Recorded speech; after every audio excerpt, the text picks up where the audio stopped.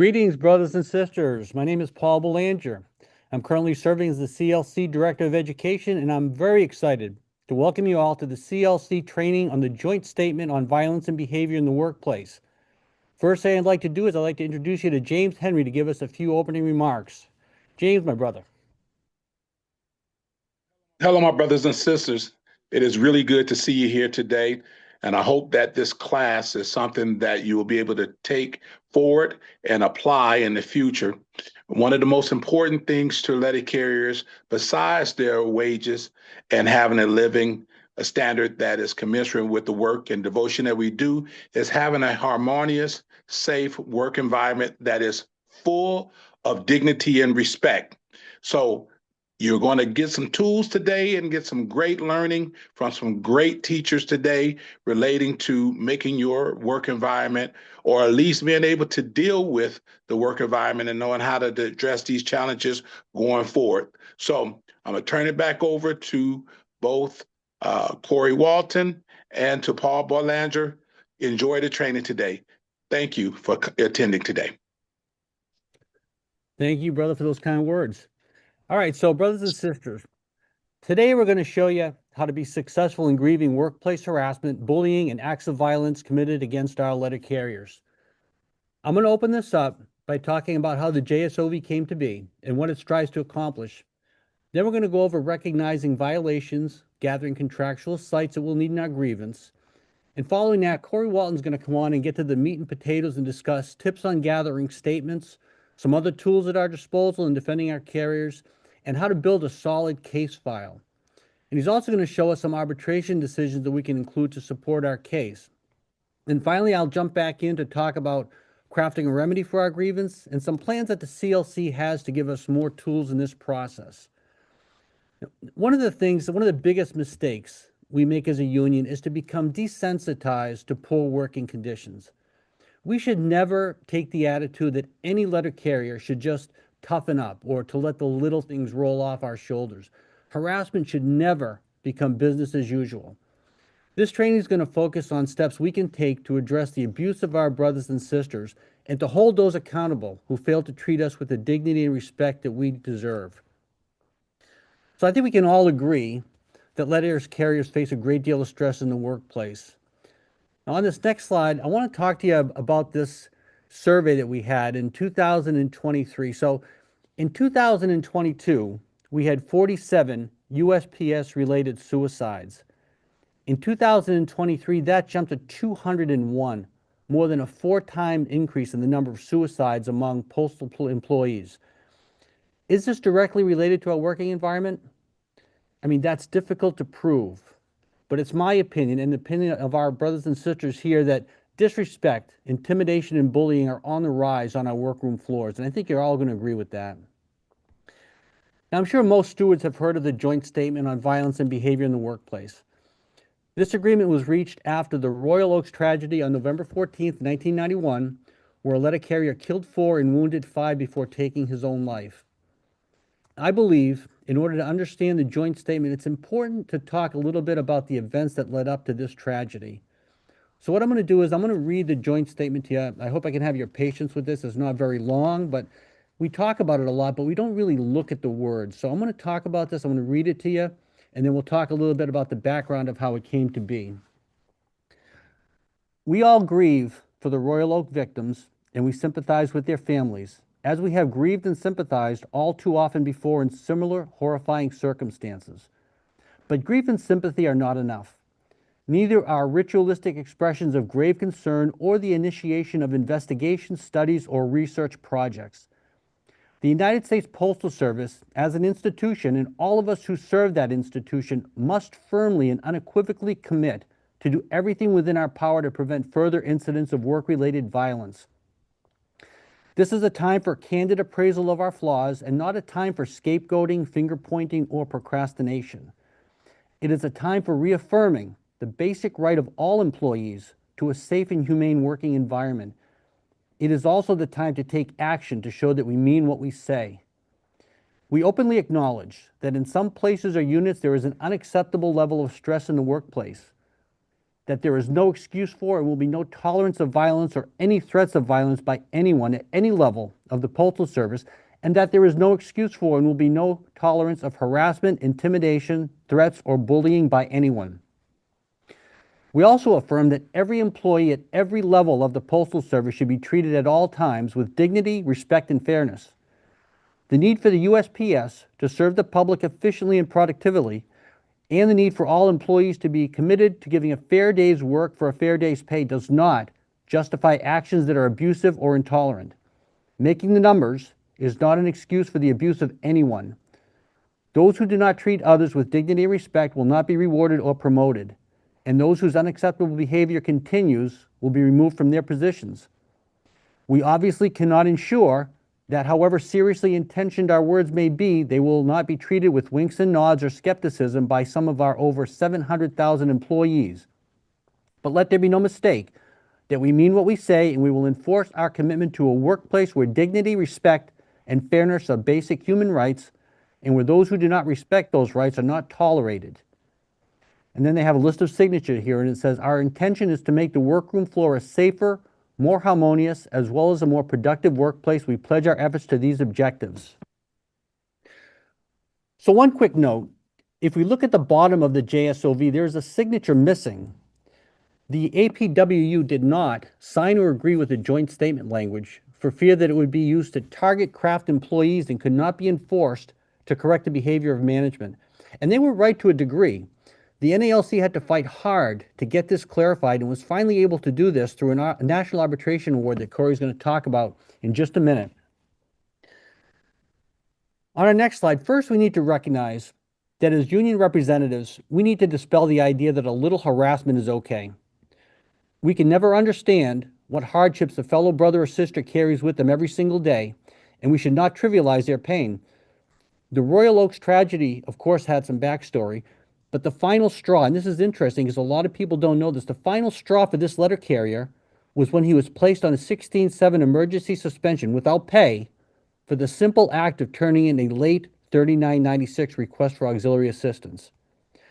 This carrier wasn't the only one in the office turning in a late 3996, but he was the one being targeted by management. So he was the one suspended and sent home without pay. So of course this discipline was unwarranted, brothers and sisters. The turning in of a late request for overtime or assistance, standing by itself, does not make any employee a threat to himself or others.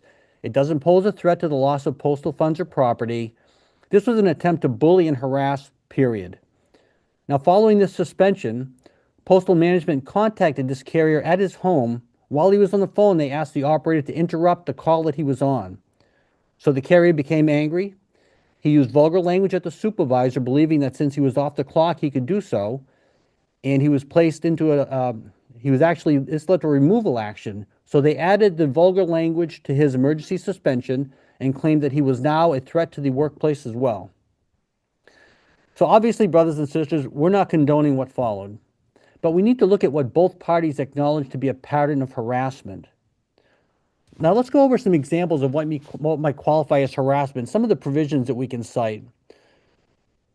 Workplace harassment violations can be broken down into two general categories: threats of violence and harassment, intimidation and bullying, and nonviolent threats. And we also have a third category on this next slide here. It's the gray areas. Gray areas that fall under harassment, but they could be subjective and they need more evidence to support them.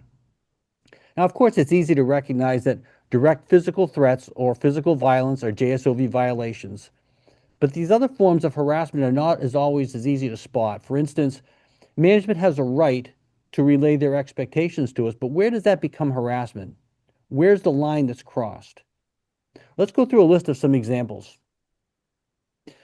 On our next slide, some of the examples of harassment, I'm not going to go through all of these because we have a really long list here, but profanity, physical gestures and insults, displays of carrier performance on bulletin boards with TV screens. Corey, you and I have seen this pop up all over the country, haven't we, brother? Yeah, that's one of the things that we always target is whiteboards that talk about maintaining a mutual respect atmosphere. That goes along with 115.4. I know we'll talk about that in just a second. But that is definitely one of the things that we'll raise as far as harassment to our brothers and sisters is when you got the TV screens, you got the whiteboards, and they decide they're going to take Paul Bolanger and put his performance up against everybody else. They may mark it in red, I mean, that's deficient. Those are things that we'll target as far as coming after our brothers and sisters, making an unharmonious working environment for us. Yeah, and absolutely. And, this is just a little side note here, but this became an epidemic in our workplace, and this should have been attacked the very first time it happened. But we're going to talk about ways that we're going to do that following this presentation. There's also a good arbitration that Corey's going to talk about from Arbitrator Clark that deals with this too. So we're going to talk about that in a minute. Another example, unreasonable confrontations on basically just about anything at all. As we said, management has the right to relay their expectations one time and respectfully. That's it. Any further intimidation to meet their numbers falls under harassment. As a matter of fact, Corey, I was just sent a screenshot. I'm not sure if you saw this from a carrier in Ohio of a scanner message where a supervisor instructed a carrier to pick up the pace. You should have been done by now. That is absolutely a joint statement violation. And they don't let them take that back and say, I'm sorry, or, you file on something like that. You have to build that brick in the wall on a violation like this. And of course, racially derogatory words or nicknames are violations as well. Next slide, we have comments about national origin, military service, race, sex, religion, derogatory references regarding an employee's mental or physical impairment, blocking a person's path or stalking someone. Some of these are more obvious than others, brothers and sisters. Next slide, applying pressure for dates, making offensive comments on a person's looks, clothing, body parts, whistling or catcalling, construction site stuff that's really not necessary in the workplace, sexual innuendos, spreading rumors about a person's sex life. And it's important to remember here that harassment doesn't always have to be face-to-face interaction. It can be through a third-party conversation as well. On our next slide, I want to talk about a couple of sites here that we're going to list for you. We just talked about television monitors, Corey and I, about singling out carrier performance in front of peers, but also daily leave times posted on carrier cases, despite our contractual right to assess our own workload. That's a JSOV violation. When we're instructed that we're limited to 1 hour of office time or 22 minutes of vehicle load time, 20 minutes of fixed office time, even though our contract outlines no such standards, and carriers are being held to 1 day counts or street evaluations. Street evaluations conducted in summer that they're trying to hold us to this daily performance marker. The auto pivot program is another one that just rolled out by management, provides further opportunity to assign additional work to a letter carrier without their input. If they say they can't complete the work in 8 hours, they're told that computer projections are calling them liars. The first arbitration site we've got on this slide is from Arbitrator Clark. We just talked about this. It's regarding posting daily expectations at carrier cases every morning. This is a good decision because the arbitrator found a violation of Article 14 and the joint statement. And just for a reference, you're going to have these sites at the end of this presentation, so you can write them down if you'd like, but we're going to provide them for you. The second site on this page is a lot more recent. This is from an arbitrator, Arbitrator Samarco, from just a few months ago. In this one, she discusses where management threatened to do 3999s in discipline if carriers did not make their DOAS numbers. And this was deemed to constitute harassment as well. Very recent case. When unreasonable projected workloads are argued by management, we have additional memorandums. We have step 4 decisions that can find their way into our case file, but that's going to be on another day's training. It's another project. Brothers and sisters, our stewards get passionate, and rightfully so, in their defense of carriers who are bullied and harassed at work. But we must keep our eye on the focus of a proper grievance preparation. When we address harassment claims against letter carriers, there are a number of contractual provisions and arbitration sites that we should include, and we're going to be providing those at the conclusion of this training. Now, aside from the JSOV, which is M1242 in the Material Reference System, we should always look to point out that this document is also in the JCAM, which creates a further agreement of acceptance and compliance by the parties. There's a second JSOV document that a lot of people don't reference. It's M1243.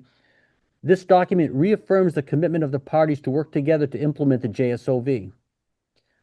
And we should also include the Royal Oaks Arbor decision, which is C11344, in our grievance to show that verbal abuse and baseless discipline are grounds for a JSOV charge. Arbitrators need to understand that contrary to management's arguments, the JSOV is not just for flagrant violations of physical threats, it's for bullying, harassment, intimidation. Our next slide, we should also include in any harassment grievance the Postal Service policy statement on workplace harassment. Now, this is basically the Postal Service reaffirming their commitment to the joint statement. And as a side note, this is a policy statement, not a memorandum between the parties. So normally we wouldn't cite this in our issue statement because policy statements can't be enforced by the union because they're simply internal documents. But in this case, it mirrors and cites other documents that are actually citable. So we're going to include it to argue that this shows the Postal Service's commitment to the JSOV. Now, next slide. Before we go any further, we need to emphasize the importance of including Article 19 in the JSOV issue statement. Article 19, for all stewards who know, is the bridge that allows handbooks and manuals to be incorporated into our collective bargaining grievance rights if the provisions affect wages, hours, or working conditions of our carriers. So in a grievance, not citing Article 19 should be the exception to the rule. We should almost always have this in our grievance, and especially so when we're citing a JSOV violation. Now, next slide. While we're discussing articles of the national agreement, let's get them all out of the way at once. Article 3 and Article 5 both restrict management to perform their duties in accordance with applicable laws. And Article 3 also states that, and I'm quoting here, while postal management has the right to manage the Postal Service, it must act in accordance with applicable laws, contract provisions, arbitration awards, letters of agreement, and memoranda. And a steward should point out in their arguments that the JSOV must be adhered to, or there's a clear violation of Article 3. On next slide, Article 14 is a very important argument for us to make.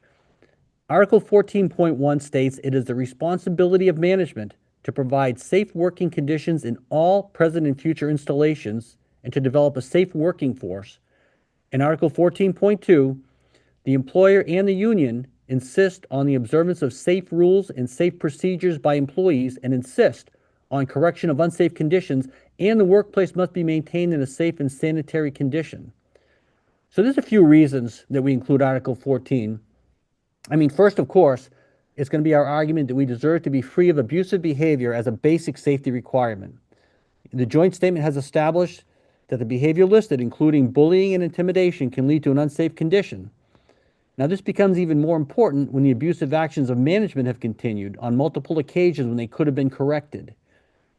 Article 14 is also important because it triggers an expedited grievance procedure. So Article 15, which is also always going to be cited in our grievance, provides that for safety-related grievances, the union may file a grievance immediately at the formal A step of the grievance procedure. This is important to provide relief and remedy to our carriers as soon as possible because we don't want an aggressive supervisor to have the opportunity to continue their behavior. We want to stop it in their tracks. There's an arbitration decision, there's a few of them actually, supporting Article 14 violations, and we're going to talk about those in a minute as well. But for now, I'm going to hand this to somebody who needs no introduction, Mr. Corey Walton. Hi, Paul. How you doing, brother? Hey, Corey. Doing great. Thank you for You did really good. You did really good right there. Oh, thank you. I hope you do as well. We'll see. I'm gonna talk just a little bit before I get started, but you work 6 days a week in all kind of weather. You get 1 day off, and you got over 150 people that have shown up on a Sunday on their day off to educate themselves, and that's a level of commitment that we're looking for. That's special, because we talk about educating. I know James Henry, his main thing is educating. He wants his members educated. He wants Light Blue educated. You look at the CLC, you've done LMOU training, you've done 6-day count training, and now you got JSOV training. But this is just something that you're going to experience when James Henry takes over next year. That's why Paul Bolanger has been assigned the responsibility of Director of Education, is because that's going to be something that James Henry puts an emphasis on. Nobody else is putting an emphasis on education, and that's a shame because I've always said an educated workforce is a devastating thing. I'm not just talking about educated shop stewards, formulaes, whatever. I'm talking about an educated workforce. And that's what James Henry wants, is an educated workforce. Hence why we're here on a Sunday afternoon educating about the JSOV. And so there'll be no gatekeeping when we take over. It's going to be education on steroids. I love educating. Paul loves educating. And so that's just going to be something that the union's going to be turned into is one of the premier educators that there is. And so I'm excited about that. I wanted to say that real quick. Another thing, Paul, when you was talking about Article 14, which is a critical article when we're talking about JSOV, JB always includes Article 14 in JSOV cases. It's very good for us because you talked earlier about the suicide rate, how that has gone up even just 1 year, how that's gone up. I'm going to read something, it's off script a little bit, out of the IMIP, Initial Management Inquiry Process, when you talk about Publication 552. And this is why Article 14 is so important. But it says costs and effects of harassment. Research indicates that 37% of American workers have been bullied at work. Even basic incivility has an effect on the workplace. For example, one study shows the following responses of 800 managers and employees in 17 industries who were workers on the receiving end of incivility at work. Incivility included rudeness, insensitivity, disrespect, and inflicted by another worker. 48% intentionally decreased their work effort. 47% intentionally decreased the time spent at work or future interactions. 38% intentionally decreased the quality of their work.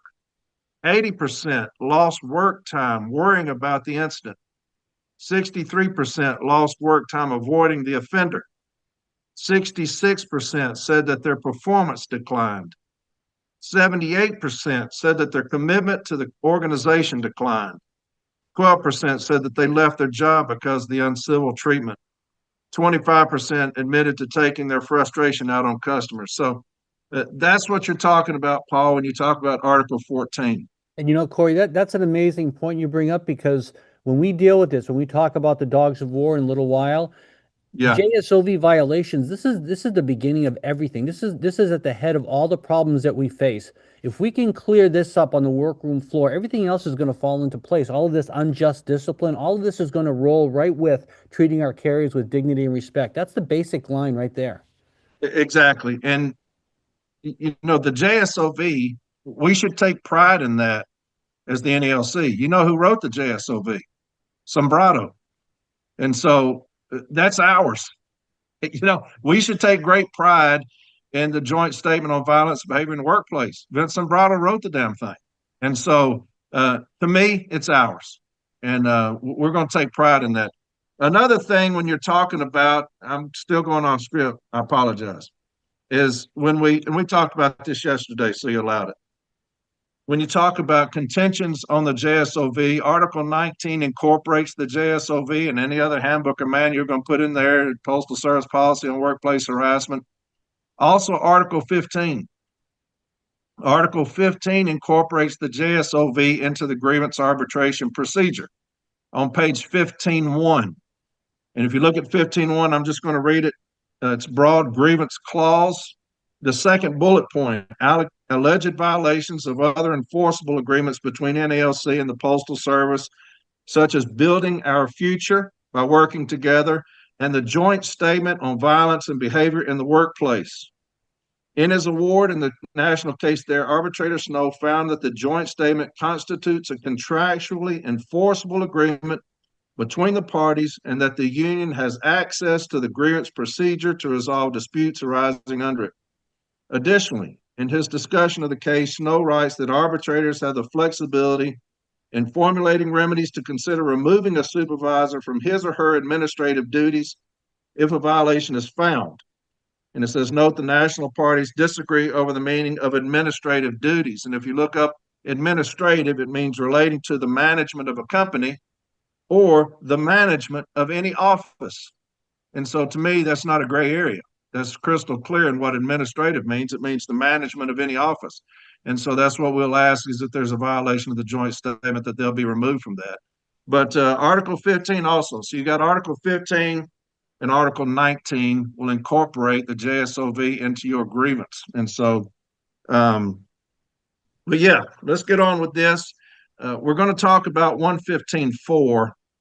It's going to be our first slide. This is going to be your most basic one. This is when James and I, everybody was talking earlier, 115.4, maintain mutual respect atmosphere. I disagree with a lot of things that the joint statement has some level that you have to rise to find a violation. A lot of arbitrators will give you 115.4, maintain a mutual respect atmosphere. If you're on the workroom floor and manager confronts you, talks loud to you, puts something up on a whiteboard or on a television screen, 115.4 is generally where we will get some leeway there, some hay. We'll make some hay on that. But as part of the joint statement, Paul, that you read earlier, one of the says the things that it says, one of the lines that I use all the time when I have a manager, a supervisor that has quite a history of 115.4, but not the JSOV. If they've got quite a history of 115.4, maintaining mutual respect atmosphere, I will always attempt to include those in a JSOV case in arbitration because it says in part, those whose unacceptable behavior continues will be removed from their position. It does not say those who have a long history of joint statement violations. It says those whose unacceptable behavior continues will be removed from their position. So if we get a 115.4, that's a start. We'll take it. And I think, Corey, that line should be cited by stewards if they're going after a repetitive behavior issue. They should actually pull that right out of the joint statement and point to it. Yeah, because I can incorporate, 5, 6, 7 115.4s, and you've done JSOV cases before in arbitration. That's what we'll do. We'll say those whose unacceptable behavior continues. It does not say those who have a history of joint statement violation. It just merely says those whose unacceptable behavior continues. Obviously, the supervisor or manager has an issue with their ongoing behavior because I've got 4 or 5 cease and desist on 115.4. And so, anyway, the national agreement sets out the basic rules and rights governing management and employees in their dealings with each other. But it is the frontline manager who controls management's attempt to maintain an atmosphere between employer and employee, which assures mutual respect for each other's rights and responsibilities. It does not say it is the shop steward's responsibility. It does not say it's the city letter carrier's responsibility. It said it's the frontline manager who controls management's attempt to maintain an atmosphere between employer and employee. And we're going to get into a lot of this later, Paul, when we talk about dogs of war. Absolutely. This section of the M39 discusses an obligation of mutual respect between the employer and the employee, and we are often counseled to use this section of the M39 standing alone for initial acts of harassment, intimidation, or bullying. But it's also entirely proper to include both the JSOV and this section of the M39 to address mutual respect. I'm going to go back to the JSOV because I take things for what they mean, Paul. When you talk about going in, we're dealing with the JCAM. What it says is what it says. If there's no gray area, the JSOV says this in part. We openly acknowledge that in some places or units, there's an unacceptable level of stress in the workplace. That's what we're dealing with here is stress. That there is no excuse for and will be no tolerance of violence and or any threats of violence by anyone at any level of the Postal Service. Now listen to this. And that there is no excuse for and will be no tolerance of harassment, intimidation, threats, or bullying by anyone. It does not say that there will be some tolerance of, or a continued tolerance of, or a certain level of tolerance of. It says there will be no tolerance of harassment, intimidation, threats, or bullying. And so I like that language. It's a zero tolerance policy, and it says there'll be none of that. There'll be no excuses for. So when they say, hey, the city letter carriers just don't like my management style, that's an excuse. They don't like to be managed. That's an excuse. There'll be no excuses for, no tolerance of. And so I like that tied in with the 115.4. If there's going to be no tolerance of it, I'm going to take you for your word. You signed off on it. So anyway, that's the last one. I'm not going to do that anymore, Paul. All right, I'm going to stick to the script. You whatever you want, brother. You whatever you want. We're here for the day. Sunday afternoon. Yeah, we got 4 hours left. We should be good. And so, if a step-B team or an arbitrator decides that M39 section 115.4 is the only section of our contract, handbooks, or manuals that has been violated, that is their decision to make. Our position should always be that the slightest affront to our dignity and respect is worthy of a full response in our grievance, and I agree. This section of the M39 is important because it rests the responsibility on the frontline manager, and that's what we was talking about just a second ago, to address and correct any disrespectful actions. Of course, this is tough for them to do if they're the ones treating us disrespectfully in the first place. Next, we got Section 665.16 of the M. It's a familiar sight to any long-serving steward. Management has no hesitation in claiming that letter carriers violate this provision and are lacking in character, integrity, if they are charged with the slightest of contractual infractions. And yet they themselves claim to be above this provision in this very same chapter, ELM 665.24. Specifically states that there must be no tolerance of harassment, intimidation, threats, or bullying by anyone at any level. Violation of this policy may result in disciplinary action, including removal from the Postal Service. There that is again, Paul, just like we read out of the JSOV. Exactly, right there. There Must be no tolerance of. That means that's a zero tolerance policy. Yeah, you got no tolerance of. Yeah, it does not say there'll be some tolerance of. It says there will be no tolerance of. If I've got 3 or 4, 5, 6, 7 cease and desist against 115.4, somebody's tolerating it. There's not supposed to be any toleration of it, but somebody is tolerating that unacceptable behavior to us, and I want to know why.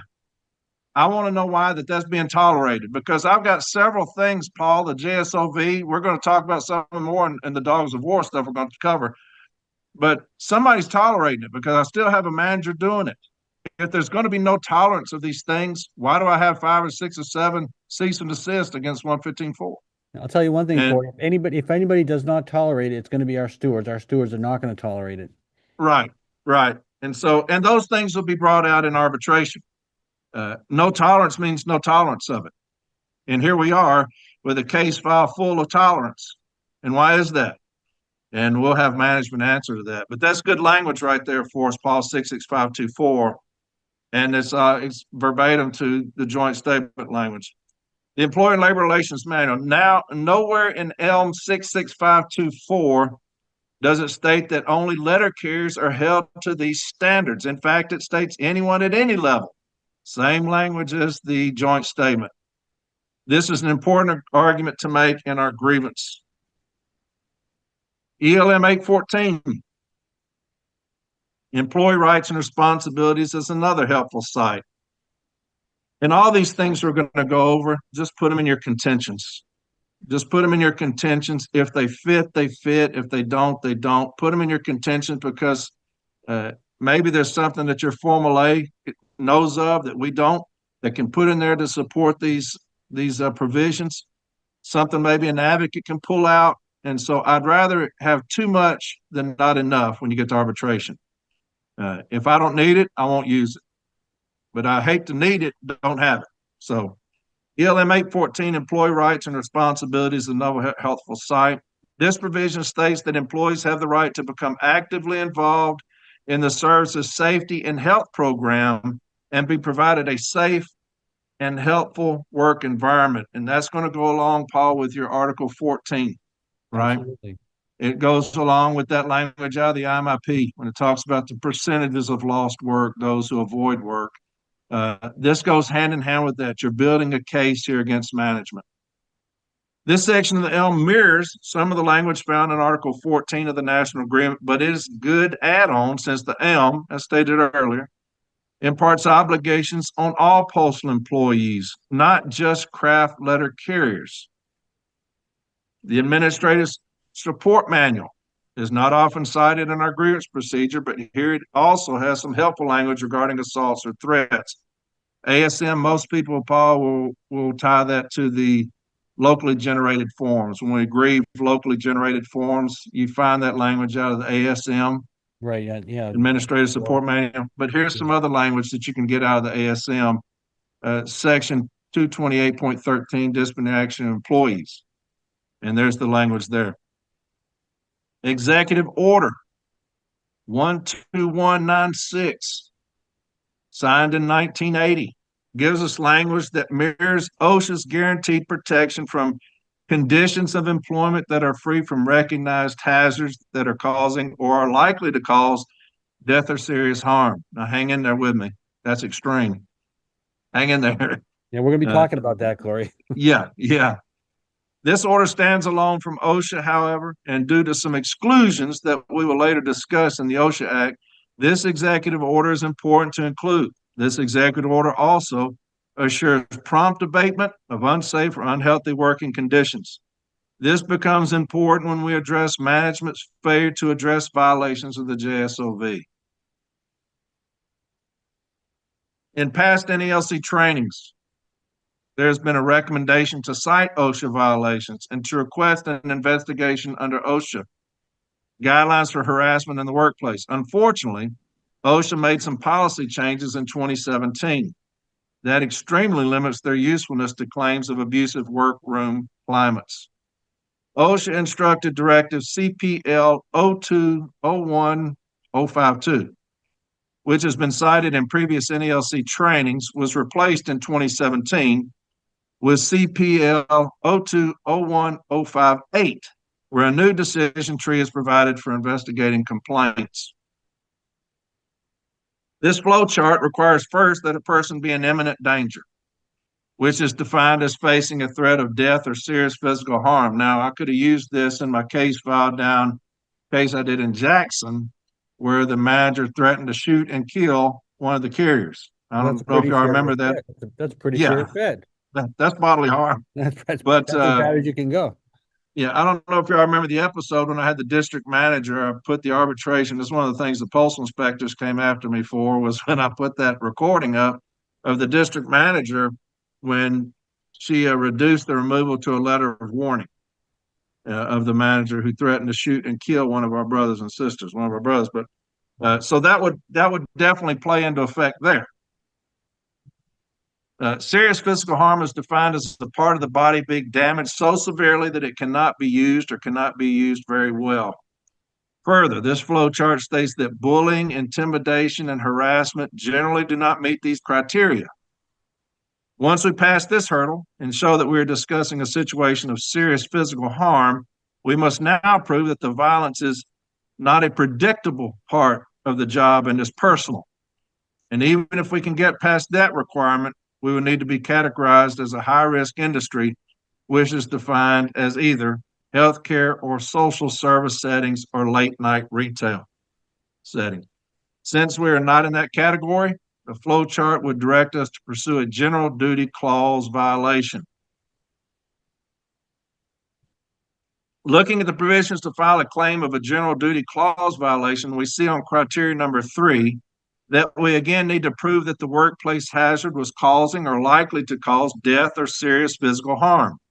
In this respect, we can cite the OSHA general clause as being violated only if a specific threat of serious harm occurs. There is a workaround that was discussed in the previous NELC training where we would still ask OSHA to consider drafting a hazard alert letter for a finding of harassment, bullying, or intimidation in the workplace. But again, this can only be done after an investigation of the workplace. We cannot get an investigation initiated without qualifying under the OSHA instruction directive flowchart that we looked at earlier, and bullying, intimidation, and harassment would not qualify. It's a very frustrating circle. We will include the OSHA Act in our suggested issue statements, but it will only apply in the most serious of JSOV claims where death or potential serious injury are involved. So we have a bunch of contractual sites we've listed, but how do we paste them together in an issue statement? First, every issue statement must ask a question. It must create a link to the remedy, which Paul was discussing a few minutes ago. It is very important to give a Step B team or an arbitrator a full range of violations and remedies to choose from, because winning any violation can be a building block for a future grievance.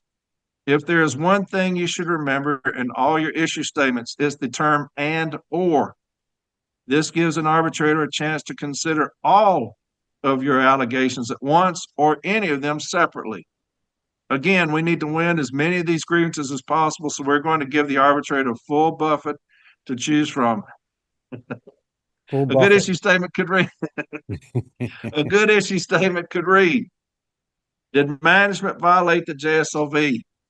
The Postal Service policy letter on workplace harassment. I know you said earlier, Paul, to not include that in the issue because it's a policy letter. No, we can. It links enough to the JCAM, to the JSOV. Yeah. We can use it. Yeah. Because, I cite 1517. A lot of people don't. It's a policy letter. A lot of people don't agree with that. Don't start that fight here, brother. Don't start that fight with me here.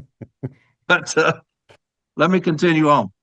So the JCAM Articles 3, 5, 14, 15, 19, M39, Section 115.4, ELM 66516, 66524, 814, 824, ASM Section 228.13, and under the Occupational Health and Safety Act. Now, let me tell you, if you're going to cite all of these things, you better know what you're citing. Just like we go after management when they put in a request for discipline, and I get the discipline back from labor, and it's got about 15 different provisions on there that were never asked about. And as soon as I get into arbitration, I start asking management without looking, what does this pertain to? I have no idea. What about this one? I have no idea. Make sure if you cite something in your issue statement, you know what you're citing. Why is Article 3 relevant to this grievance? Why about Article 5? Why is that relevant? What about 14, 19? Because management, I'm telling you, Paul, you've seen it yourself. Management will say, we didn't violate 19 because that's handbooks and manuals. They have no idea why we're citing 19, that it incorporates all these different handbooks and manuals. They have no idea why we can't violate 19. Yeah, we have to be smarter than them, brother. When we go into this grievance, we have to have everything on tap here. We need to know what we're talking about. Absolutely. Yeah. So make sure if you cite it in your issue, you know what you're talking about, because you'll be asked about. I've had that happen to me in arbitration with arbitrator Wolitz.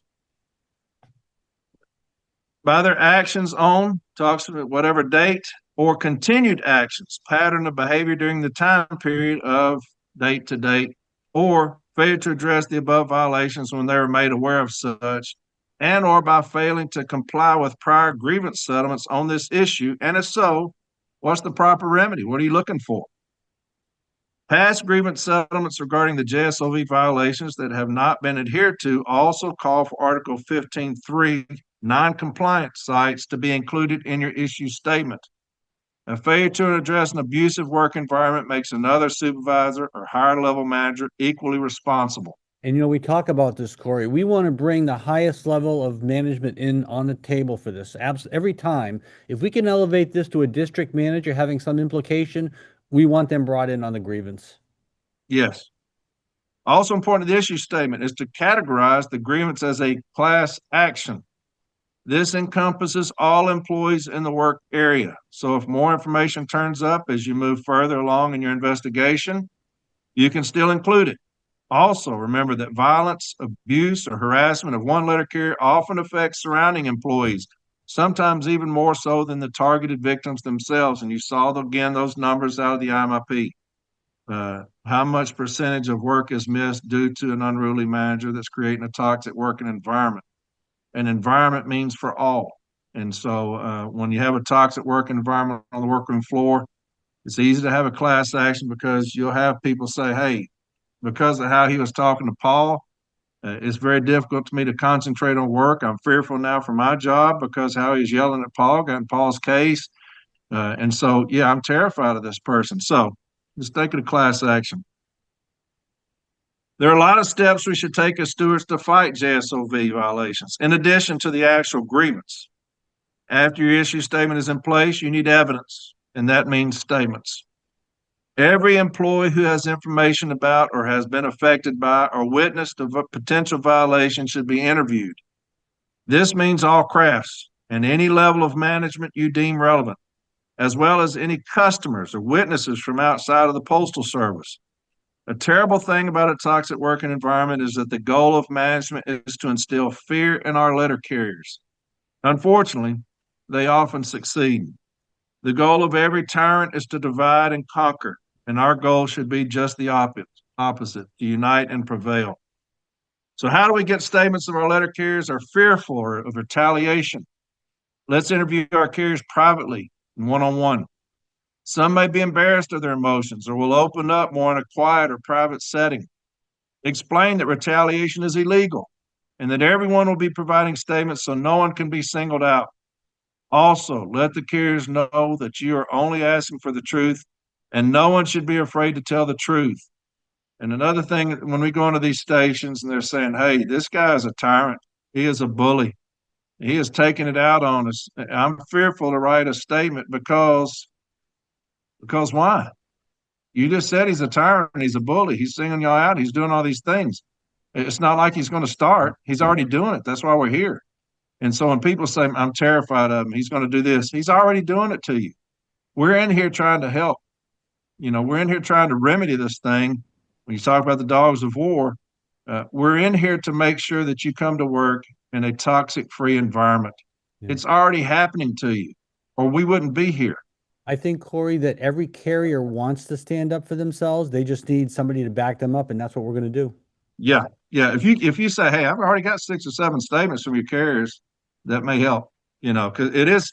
I get it, but we're here to help you. Yeah, and the other thing too is when carriers are nervous or afraid of retaliation, you just tell them, hey, they're going to have to go through us to get to you. Yes. You should ask the carriers to write their statements on the spot, not later. One thing, statements given sooner hold more weight with an arbitrator, but also when a carrier has time to worry about repercussions sitting at home later, they may change their minds, and that does happen. As for the actual statements themselves, suggest that your witnesses use descriptives. Some examples might be, the supervisor's face was red, his voice was elevated, he was too close, violating personal space, walked over very quickly, slammed her hands on the desk. Any details will lend authenticity to a statement. And we may talk about it later, but also if a supervisor or manager cusses you out or cusses a carrier out, say that. Write it down. It's not time to be churchy on these statements. I'm a deep Southern Baptist and I don't use that language. Write it down and ask for forgiveness later after you wrote it down. But we need that on the statement. It is extremely powerful when either you read it or I read it. And so, yes, write down exactly what was said verbatim, word for word. And Corey, I mean, you're absolutely right. The arbitrators and Step B teams have heard all these 4-letter words before. If you go into the arbitration program and Google any 4-letter word you want, you're going to get arbitrations that are going to pop up. So you be honest. You tell the truth. You relay exactly what was said by these people. Not the F word. You don't spell it out. You say it. Exactly what the supervisor said to the carriers. Yeah. Yes. Yes. They're all adults there. They've heard it before. You're not going to shock an arbitrator. They've heard everything. So yeah. Try to have your witnesses avoid making derogatory comments or character attacks. And that is critical because we're trying to make them look a certain way. We don't need to make it look like we're on the floor a certain way. This fool told everybody, or this buffoon, or this SOB told everybody this. Don't do that. Just say, the supervisor came over and said this, and it's constant. He's constantly harassing us. Don't call them names or anything because we're trying to set us apart from them. It's hard to keep anger out of these statements, but we should focus on how the behavior of management affects us instead. If a carrier can't sleep well or keeps looking over their shoulder, if their heart is racing when a certain manager walks by, or if they are seeking counseling for stress, these are all good points to have your carrier add to a statement. You should avoid writing a blanket statement for carriers to sign. It lends less credibility than a personally crafted letter. We should request any statements that management has in their possession. Also, any 1767s filed in the installation. It is a critical part of our investigation to get information of a supervisor's prior abusive behavior and discipline records. And you and I are going to talk about that a little bit later. Again, we'll follow with Dogs of War. Yes, we will. This would include any EEO harassment complaints on PS Form 2564 or 2565. We should ask for a copy of the current posted JSOV poster at the facility. And if they don't give it to you, go take it off the board yourself. I've had to do that. Just go and get the zero tolerance policy. Any policy they have, if you ask for certain information, you don't get it, go take it off the board yourself, make a copy of it. USPS management training records are important as well. While on the subject of prior behavior, stewards should always research police records and do an online background check on the abusive manager. It may cost your branch 20 or 30 bucks, but it'd be unfortunate to leave this stone unturned. And they are out there. They're out there. You'll be surprised at what you find if you look it up. And later to find out that there was evidence there for us to use. Lastly, workplace climate surveys, IMIP reports, which I just read off of one earlier, the publication 552. Any workplace environment system module reports should all be requested by the steward. We should automatically be filing Articles 17 and 31 grievances and labor charges when any information is refused or delayed. Do not let management delay your grievance and attempt to make it untimely. If information is denied or held back, move your JSOV grievance forward. Always remember, we own the grievance process. We move the grievance. Management does not want you filing a substantial JSOV grievance against them. They're going to do everything they can to impede it, especially if they have really screwed up. And so make sure that you remain timely. If they're trying to kick this can down the road, move it up. It's our grievance. We move the grievance. When it comes to getting copies of management's disciplinary records, there will be much kicking and screaming going on. The service will argue that it is outside the scope of our authority to request this information. A national arbitrator has ruled that these records are fair game for the union. I got some sites there, but I've also done several episodes on relevancy letters. And you're going to get a relevancy letter when you ask for management's disciplinary record. You just are. You look to the EOPF file, you're going to get a relevancy letter. Be prepared to grieve that. All right. I got a great decision from Arbitrator August that's on one of my episodes about relevancy letters where they did that. They kept giving us relevancy letters and we grieved it. We won that. But just be ready for that. You put in for a management's personnel records, you're going to get a relevancy letter. Okay. So educate yourself on that. Be ready to go with that because anytime we file a JSOV, we're going to ask for any discipline this manager has ever received. I want to see if management has ever attempted to correct this manager's behavior. You're not going to get it, but we'll file those grievances, okay? There's the decision from Carlton Snow. I'm not going to read that to you. There's the other decision from Arbitrator Mittenthal, two of our best national arbitrators we've had. And so both of those will be critical for you, all right? There's also a brief on one of my episodes. You can take that and copy that. You steal that. Use it as your own. I don't care. Just cite the language off of it. It's got all these sites in there for you already, okay? It is for the union alone to determine if a grievance exists, and this is Mittenthal. It is for the union alone to determine if a grievance exists, and that's going to help you in any grievance that you file. When management tells you that the information is not relevant to your grievance, it's not for you to determine that. It's for me to determine what's relevant to my grievance, right? If the information it seeks has any relevancy to the determination, however slight, its request for this information should be granted. And that's a beautiful sight for us. It's national, and they're bound. It's just like contract language. The National Labor Relations Board has also weighed in on the union's right to any corrective actions taken to address harassment complaints. NLRB JD 3815, June 26 of 2015, Albuquerque, New Mexico. The Postal Service argues that Trujillo abandoned his request when he did not explain the relevancy of the information to the respondent. The union wanted to know if corrective measures had been taken to address any possible pattern of abuse or the impact, if any, that those measures had on the pattern.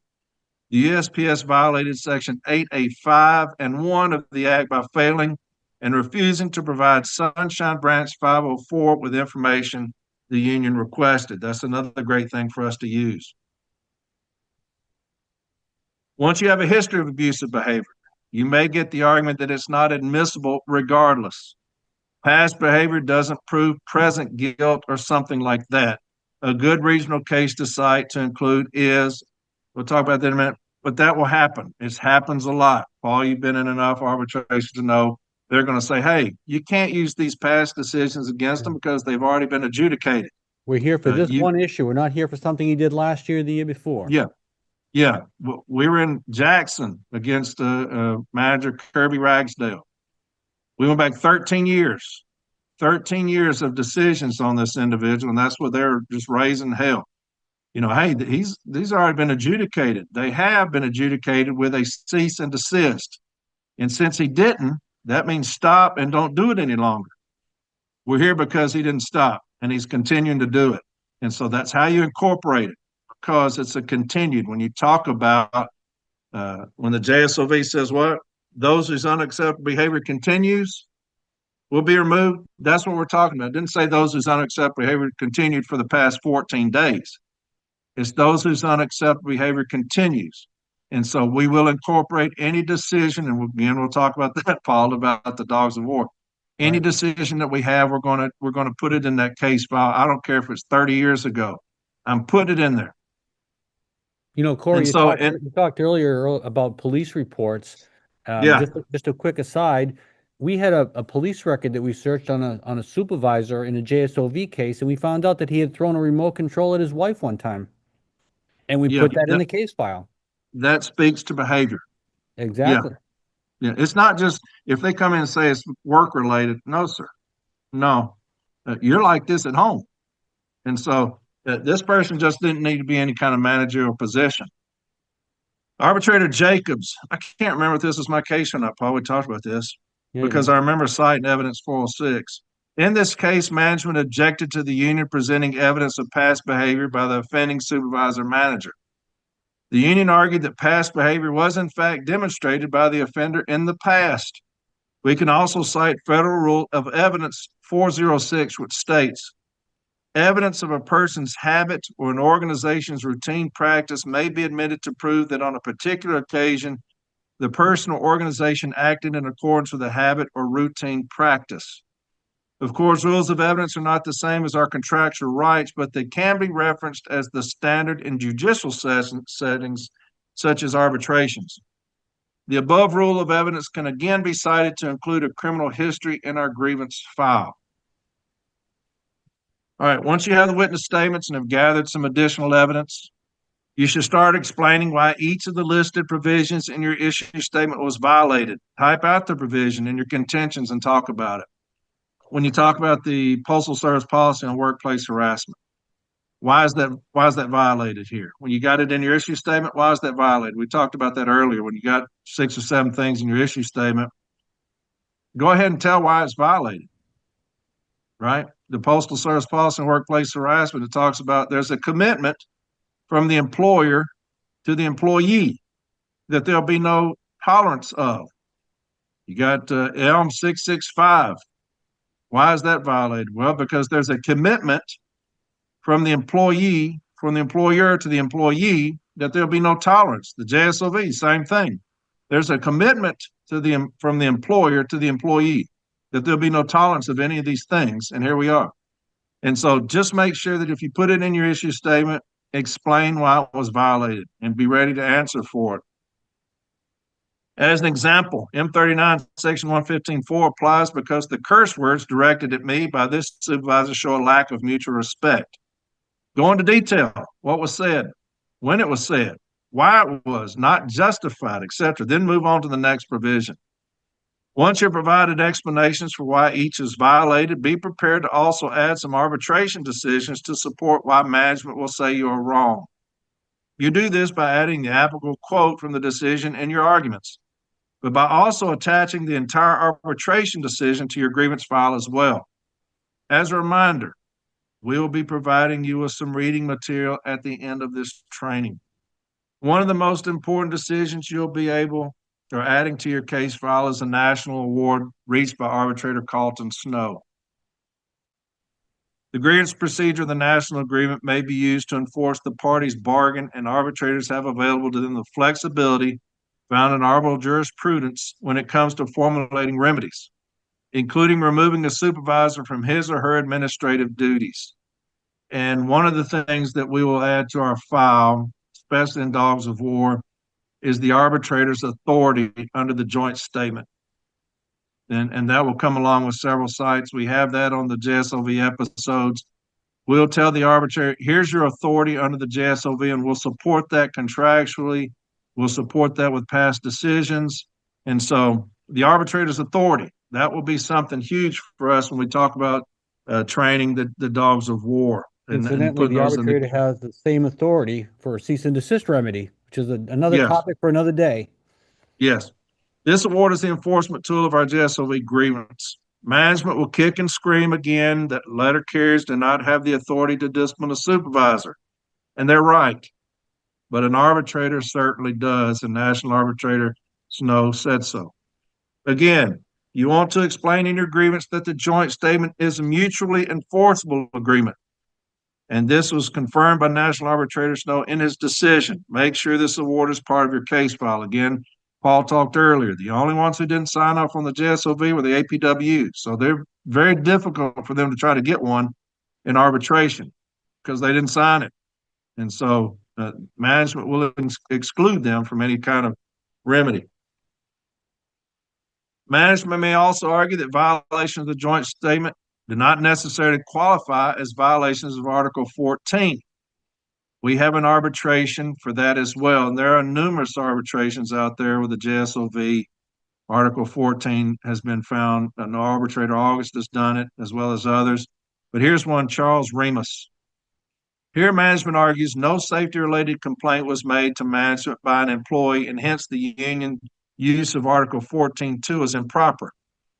When a union steward comes to a supervisor and complains that an OIC is threatened or bullied and harassed postal employees by words and actions, that is a complaint of a safety and health violation that can properly be raised at Step 2 grievance under Article 14.2c of the National Agreement. The rejection of this argument in management's Step 3 answer to this grievance is simply an example of winks and nods as skepticism, and that is language directly out of the JSOV.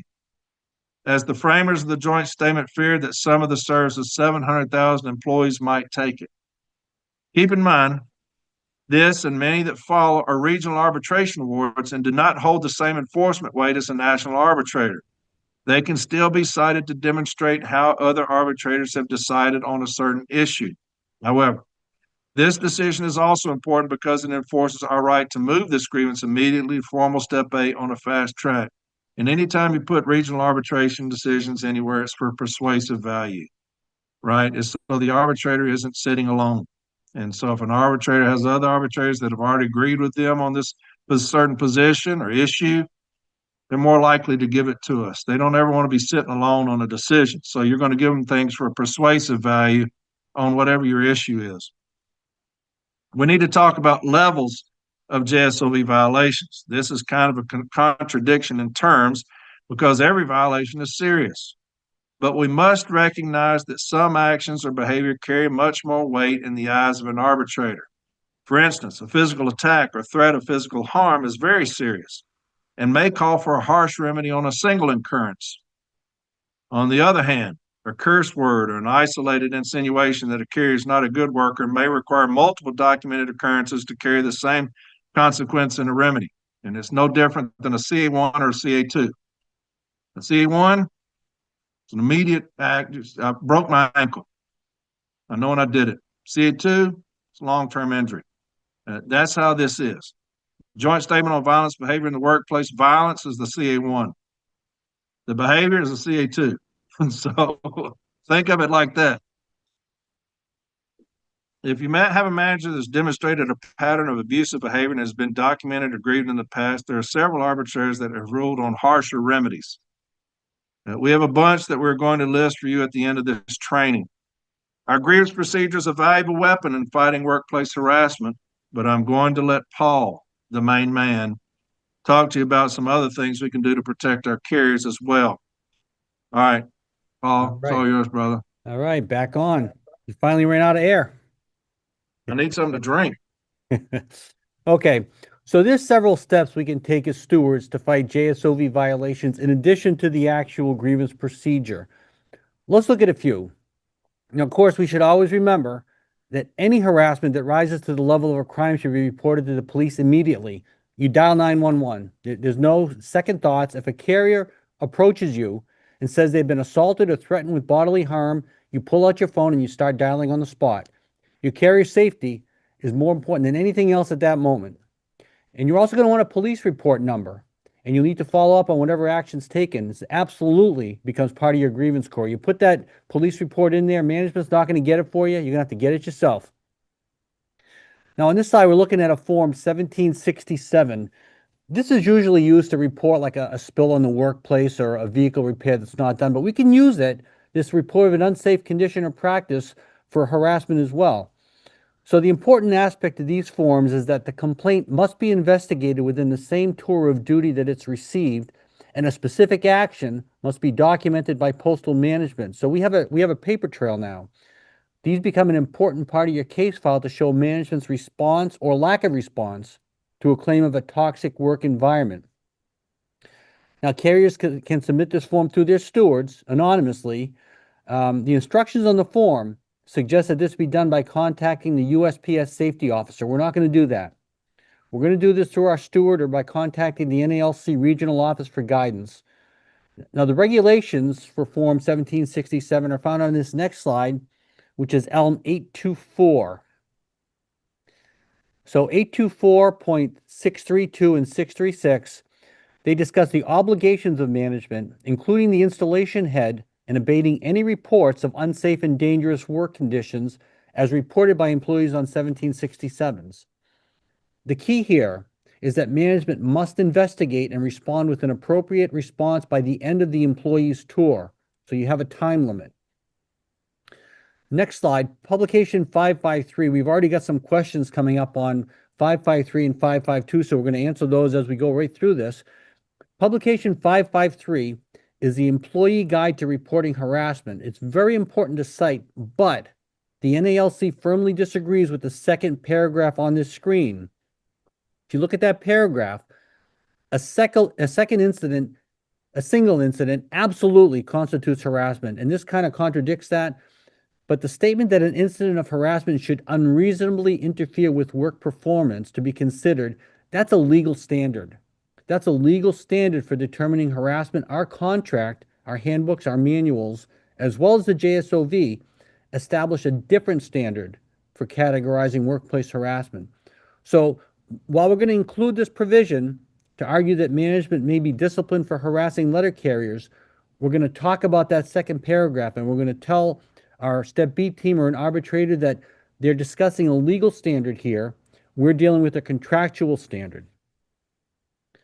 All right, on our next slide, and as I said, this question was already asked. This is one of the most important things you're going to see in a JSOV case. Publication 552. So when a harassment allegation is made by an employee, management is obligated to investigate. Publication 552 is the manager's guide to address workplace harassment, and there's 6 steps here that are required. I'm going to read these for you. Step 1, respond promptly. Step 2, obtain information. Step 3, begin the IMIP, the initial management inquiry process. Step 4, evaluate information. Step 5, develop a plan of action. And step 6, follow up. Those are your 6 steps. Now, you got to be aware here, this is very important, that there's not a written record of this investigation until the IMIP process in step 3. You also have to be aware that step 2 provides an investigating supervisor that can discuss the remedy with the complainant and not proceed to the IMIP written step if it's not warranted.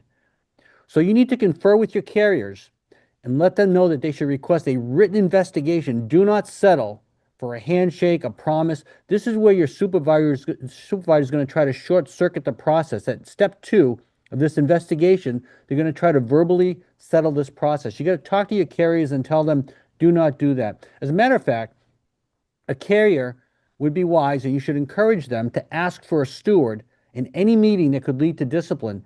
And a carrier could reasonably expect discipline if they're being questioned on a work-related incident involving harassment. Because, say, for instance, a carrier said that, yes, a supervisor was harassing me and I felt like lashing out.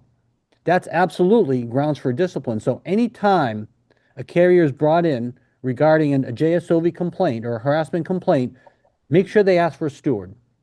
Stewards need to step in anytime. If you're a steward, be proactive and tell the carrier they need representation for this. So an IMIP report and findings should be included in your grievance, of course. But here's a little aside, and this might surprise some of you.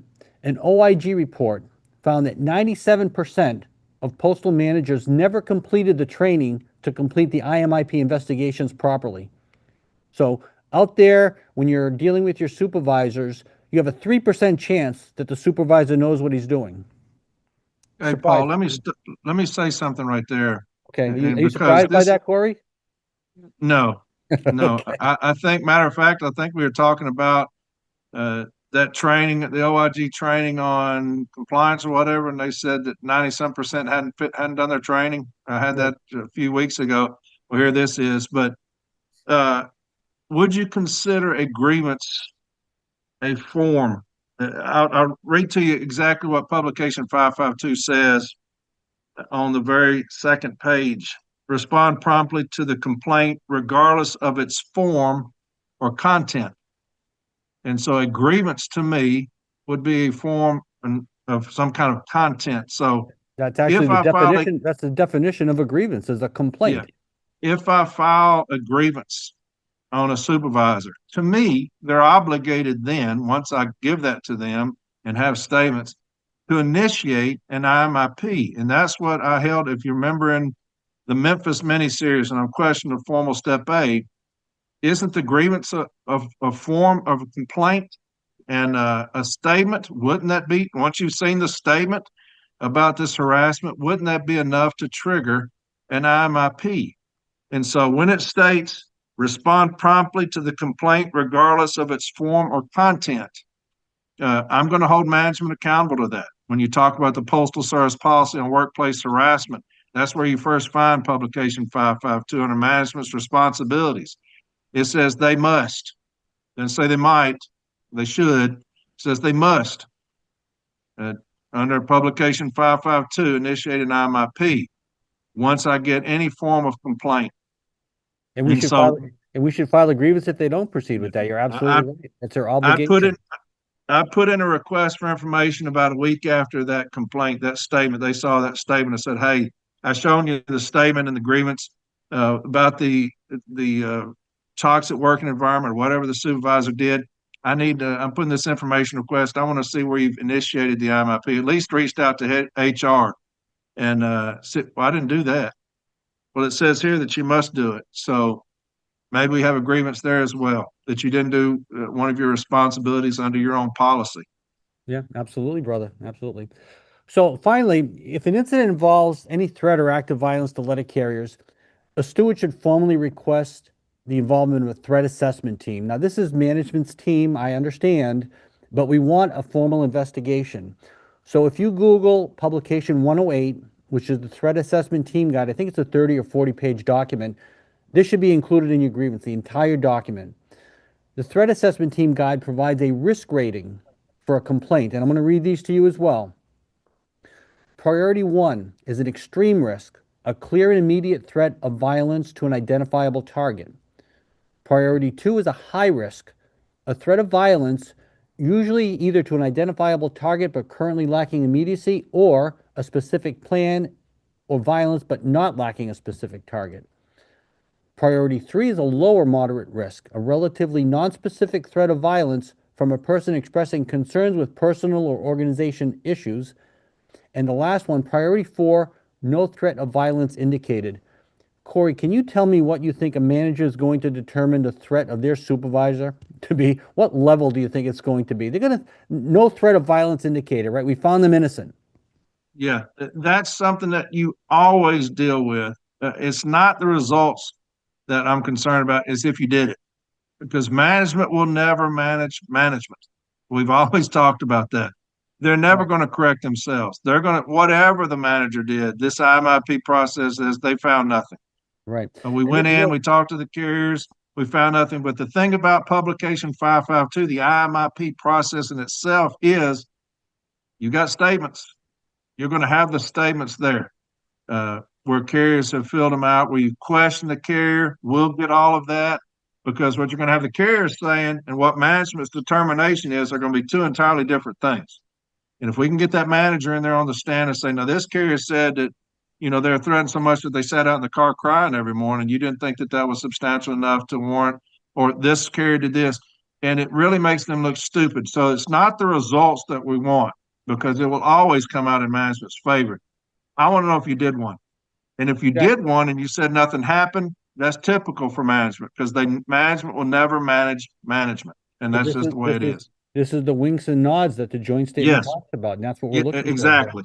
Yep, yep. But and on another note too, this is a little aside from what we're training you on today, but if a carrier that you're representing is charged with any kind of a harassment or threat, or they're taken out of work on a 16-7, ask for this same report, because you want to see what the final risk rating that the Postal Service determined to be in that situation too, because that might exonerate your carrier. Just a little aside there. So, next slide. A steward should always request a threat assessment team final disposition report. Management is not going to want to give this to you, again, because it's going to show that they're winking and nodding and not taking care of a problem. They're going to give you reports of an initial investigation showing how hard they worked, but they're going to delay and avoid giving you their final risk rating and corrective action. So you're going to need to push for this report. You're going to have to keep filing and asking for it. Make sure this is what they're giving you, the final disposition report. And if it's withheld, you're going to file a grievance on that.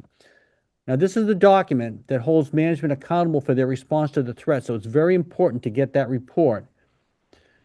On our next slide, both the IMIP investigation, the threat assessment team reports, these are both entered into something called the Workplace Environment Tracking System, or WETS. So a steward should also request any records or reports from this system. Next slide, let's talk about some remedies. Let's get to the remedy part of our grievance. So we want every supervisor that harasses our letter carriers to be fired on the spot, right? I mean, that's in a perfect world, that's what should happen. But as Corey said earlier, arbitrators are going to weigh the level of violation when granting us a remedy. So we're going to take the same approach in our remedy as Corey suggested in our issue statement. We're going to put a lot on the table, as Corey would say, a buffet, to choose from. We don't want exoneration, but we got to recognize that it's a rare and substantial violation that's going to result in direct discipline to a member of management. So remember, the joint statement said those whose unacceptable behavior continues will be removed from their position. So we want to build that brick wall. And if we have to do it one brick at a time, that's how we're going to do it. And this is why you don't let what you consider a small violation to go, because you can't build a case against a supervisor unless you have that first grievance on the hopper. So in your particular situation, if it rises to the level where a supervisor could be disciplined, if it's a severe action, or if you've got a built-up case of continued behavior, you want to include the removal of the supervisor in your remedy. So you're going to review prior arbitration decisions that we've listed after this training. They're going to give you some insight. We're going to group them up and show you how to use them. But remember, it's better to win a case, like I said, and put that brick in the wall that we're building, than to ask for only our absolute best remedy and end up with nothing at all. So when and if a grievance ends up in the hands of an NALC advocate to argue at a hearing, They're going to stress which remedies are most appropriate for the offense. And that's where our final disposition of our grievance is going to end up at. So remedies, like Corey said, like I've said, we've told you a bunch of times, reiterate the snow award. Management is also held accountable to the joint statement. That's very important. That's the one thing that they're going to argue that you can't touch us. And we're going to say you're wrong. The arbitrator Snow in a national award said that you are held liable just as well as carriers. Verbal remedies or apologies, not acceptable. I don't want you to say you're sorry if you hurt one of our carriers. I don't want to hear about it. I don't want your cup of coffee, your donuts on the workroom floor. You've already committed the crime. I don't want to hear what you have to say about it. We're going to go after it in the grievance procedure. We want to make the grievance whole for any lost wages or benefits or financial losses. That's very hard. Now, I know we want to make pain and suffering part of our grievance, right? But we can't really say those words. But we can request what affects the carriers. If they've lost wages, if they've had to seek medical treatment, if they've lost time with their family, all these other benefits, those can be part of a grievance settlement. Maybe a signed acknowledgement of a violation. That's always nice to have on the bulletin board at work, a supervisor saying that they admit that they violated the joint statement. Next slide. Maybe a signed recognition of a specific inappropriate behavior to be posted. That's also a good remedy to put up there. Anger management training. Now, here's very important. Don't let the Postal Service send their supervisors to their own internal anger management training because it doesn't exist. They're going to put them in a room with a computer screen running while the supervisor's drinking coffee on their phone. That's not what we want. We want a certificate of completion that they've actually gone to an anger management course. And OSHA does provide a specific course for this. You can look that up. Make sure they have to go somewhere and get trained. Don't make this easy for them. And we're going to want proof of that training. We want something to hang on our wall and put in our future grievances. And we want a cease and desist. I'm telling you right now, brothers and sisters, I realize, Corey realizes, James realizes, there are some voices in the NALC that have adopted an atmosphere of caution towards cease and desist remedies. We're not going to buy into that. The abuse of our carriers warrants an order of absolute compliance. We're not here for a maybe or a promise. We're here for contract compliance. So you're going to ask for a cease and desist. Let me say something. Go right ahead, brother. We talked about this yesterday. We did. When you talk about if somebody comes up to you, Paul, manager or something, and they berate you in your case about not making a 22-minute load time, not making an hour office time, and they're berating you in front of your peers, and we file a grievance under 115.4, nothing pisses me off more than to get a decision back saying both parties are reminded of their obligation to maintain a mutual respect atmosphere. Well, why do I need to be reminded? I filed the damn grievance. Right, exactly. I don't need to be reminded. I filed the grievance. Why are you reminding me? I'm filing the grievance on the guy who's over here berating my people, and you're going to tell me that I'm reminded of it. Hell, I filed it. That right there chaps my ass because it carries no weight whatsoever. No weight. When you say both parties are reminded, okay, and what has that got to do with him berating Paul in his case in front of his peers? That's what you're talking about. You've got to have a cease and a desist. Stop and don't do it any longer. Because if we're going to say there's this commitment from everything that they have, every publication that you can find, there's a commitment from them to us, that does not help me. If you're saying there's no tolerance of, that doesn't help. I can't use that. I can't use that. I can never put that in a file because it's going to say, well, that doesn't show guilt of anybody. I know it, but he berated, but it doesn't show guilt of anybody. But I got Paul here. He's going to take, it doesn't show guilt of anybody. It does me no good because both parties are reminded of, okay. Yeah. This is I know. Just like what you just said, Corey, about carriers having to stand up and make their statement and make their fight. Well, we have to make our fight too. If we don't fight for a cease and desist, if we don't even fight for our rights, who the hell are we? You know, you hear that so much from stations when you go in, they'll say, I've already filled this out. I've already written statements. I've already done all of this. I remember when we were in Hattiesburg, we've already filled all these statements out. Nothing's happened. nothing's going to happen this time. I'm not even going to get involved. That's what happens when you beat the workforce down. When you're trying to do something against an unruly manager and you get some mealy mouth language that you can't use, carriers just say, whatever, I'm not even getting involved anymore. Good luck with that. And you run into that all the time. Carriers, you ask carriers to come testify. I'm not even going to deal with that. Nothing ever happens. I'm not going in there. And so, yeah, But on the you other hand, got Corey, on the other hand, when they see things starting to happen, they're going to get excited. They're going to start to, fighting. yes, yes. So, Go ahead. all right. So, Sorry. so going on here, a blanket posted statement by management that they will comply with the JSOV is garbage. We don't need that standing alone. They're supposed to already be complying with the JSOV, just like Corey said. An agreement that you're going to do what you're supposed to do is nothing to us. You already knew it. We're going to file our grievance. We're going to get a solid remedy.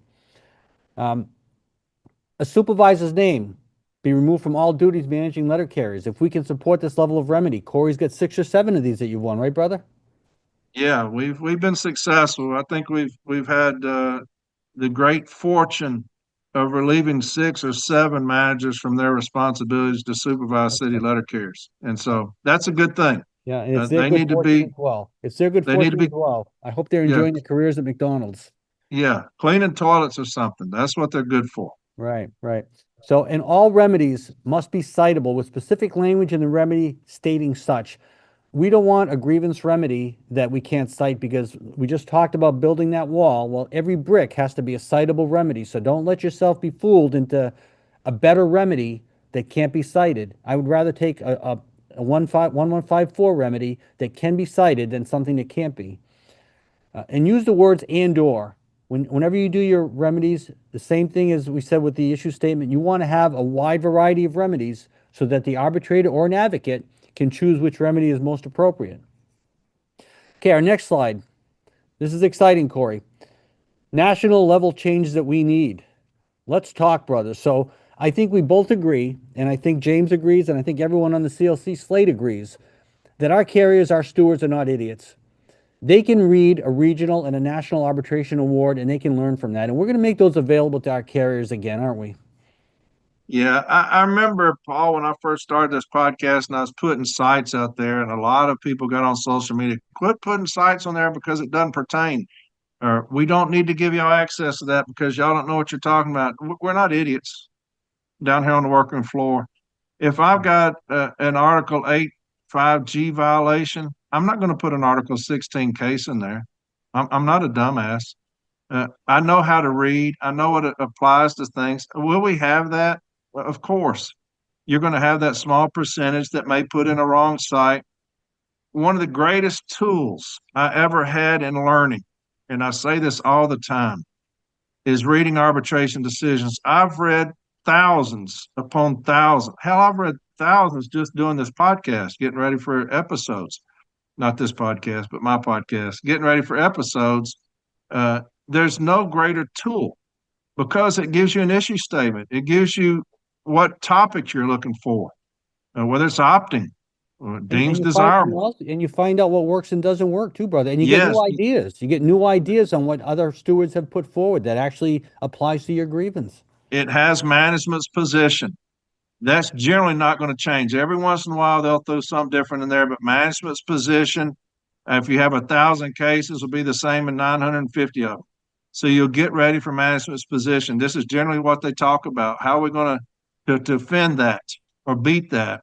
And then you have our position. That's going to help you because it'll have sites in there that we've used already and things that we may not have thought of. And then the arbitrator's decision, whether good or bad. Why did he rule against us? Was it just a bad decision or did we really miss something? And that will help us as well. But it's invaluable to learn. I had boxes and boxes of B team decisions and boxes of arbitration decisions. And I read those things religiously. That's good stuff. Yeah. Yeah, I used to be up, Corey, on my leadership application for Leadership Academy. One of the things I wrote is up till 2 a.m. reading arbitration decisions Yeah. because I love doing that. You learn Yeah. so much from those decisions. Yeah. And we need access to that. And you know what else we need is we need the dogs of war, brother. Let's talk about Yeah. the dogs of war. Yeah. So, we've talked about this, you and I, Corey and James, and we're going to be sending teams into offices around the country for a variety of things, but number one on that list, and it's not a list, it's a pyramid, because the top of the pyramid, the most important thing, is the disrespect and harassment of our letter carriers. And I think everything flows from that. Once you have carriers being respected on the workroom floor, you're not going to have this nonsense discipline. You're not going to have these things happening out there, with the TV monitors, because they're going to understand. And once we start involving district managers in our grievances, once we start going into places, they're going to start self-managing themselves, brother. They're going Yeah, to say, "Oh shit, that office just had some." I just said a four-letter word. They're going to have people right. come in. They're going to have people come in, and they're going to say, that last office just had a team come in there. What did they do wrong? We better not do that to our carriers. That's where we need to be. Yeah, We need to be at the place where management is afraid of the NALC, because they should be. We should be a strong union. There shouldn't be yeah, any of this. We shouldn't be putting out fires once the building's on fire. We should be putting out fires the minute we see somebody with a match. There's no yeah, reason for us to wait for this to happen. What's happened to yeah, our carriers? yeah. Well, James Henry, when we were talking, he said there's two things, was really honest, but two things we're going to address immediately. Education. Education is going to be at a premium here. We're going to make sure that the workroom floor is educated. How are we going to do that? And I said it a million times. You're the one tasked with that, with Appreciate it. educating the workroom floor. Every level. He said the toxic working environment. We came up with dogs of war because it sounded good, sounded tough. It does. But it's those teams that are going to be trained unlike anyone has ever been trained at this union. It's the Delta Force of JSOV, and they're going to go into the worst of the worst places. They're going to answer to no one but us. They're going to come straight from national. They're going to, there's not going to be any influence whatsoever from anybody, and they are going to be the consequence of what management has been doing. When I talk about the consequence, and I used the story about those guards those inmates a long time ago.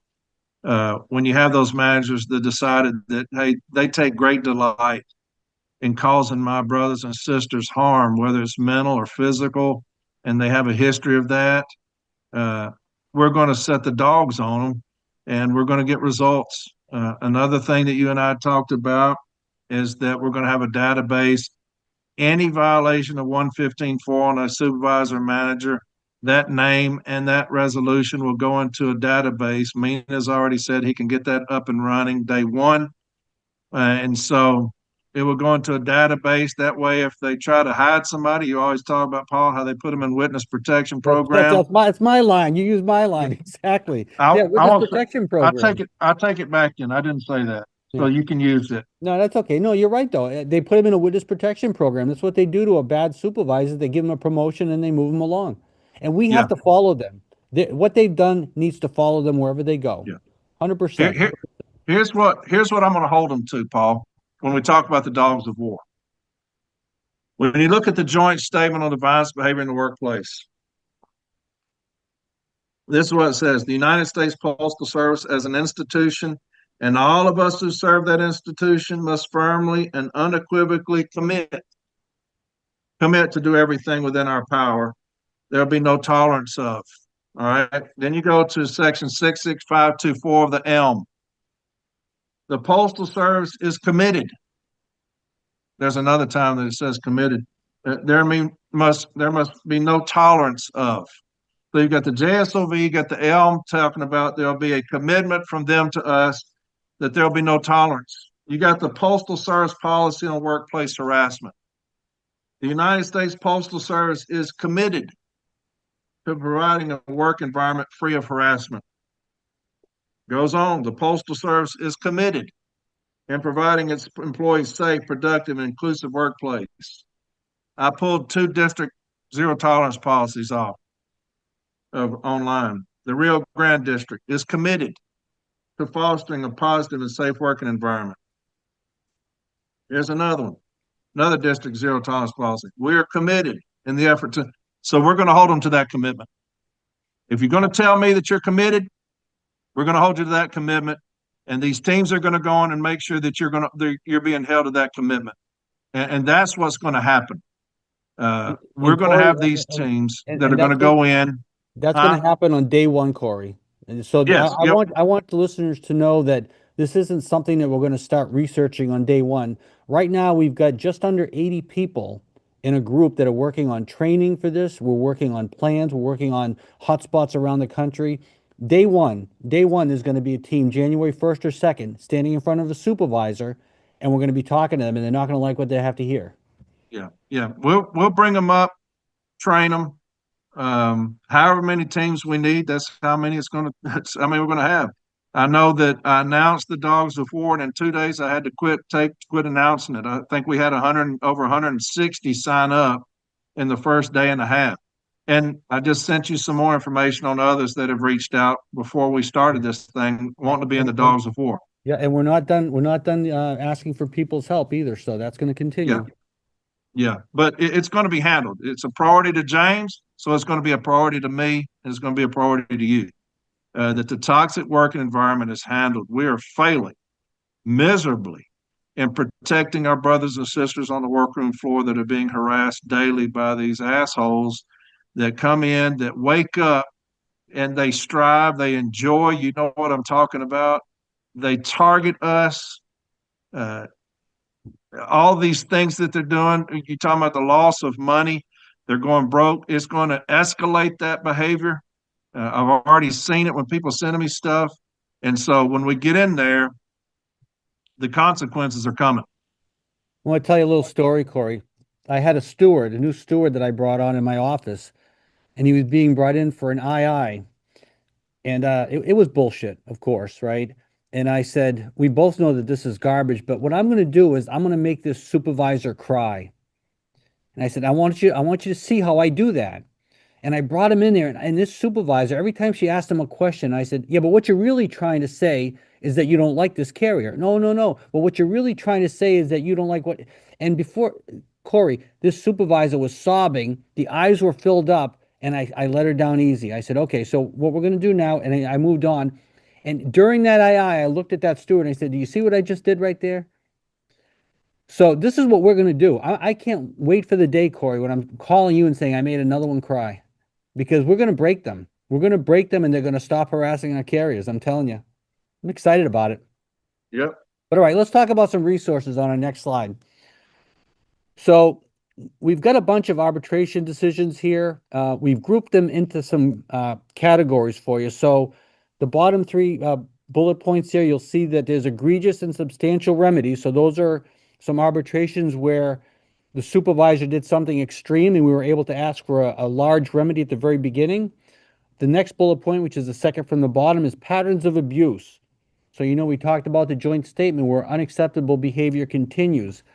These cited arbitrations, these are all going to support your case. Now, again, if these are regional cases, and most of them are, you're going to say that they're there for persuasive value to show how other arbitrators have already ruled on the issues. You get a couple of ADA arbitration episodes there that Corey mentioned, episodes 36 through 39.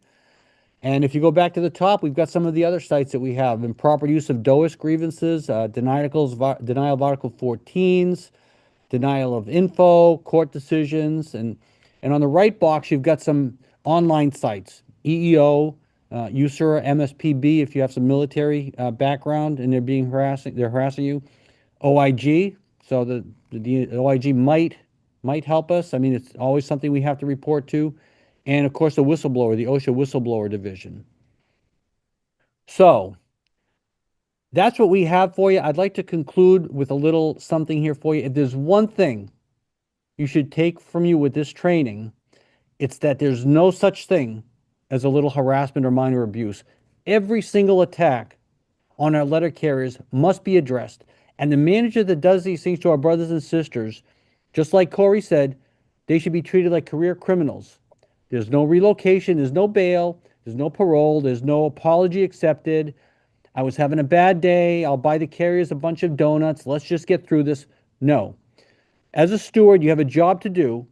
This union's going to have your back 100% in defending our brothers and sisters. But we have to fight. So I think we're going to take a few questions next. And one of the questions actually goes along with what I just said here. I'm going to bounce around, Corey, but one of the questions here is, what if a steward can't get out of management's pocket and take care of what needs to be done? Yeah, That's a question. We hear that a lot, and unfortunately, there are stewards out there who don't have, I don't want to say the fight in them.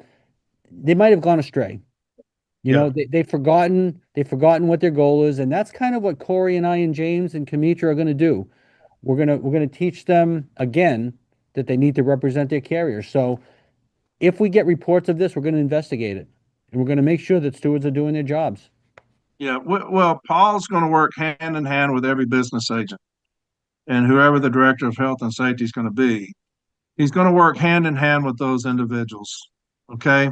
When we talk about these teams going in. And so the dogs of war will have certified those individuals that will go on that workroom floor in lieu of the regular steward. That does not mean that the regular steward's not doing their job or that they're not.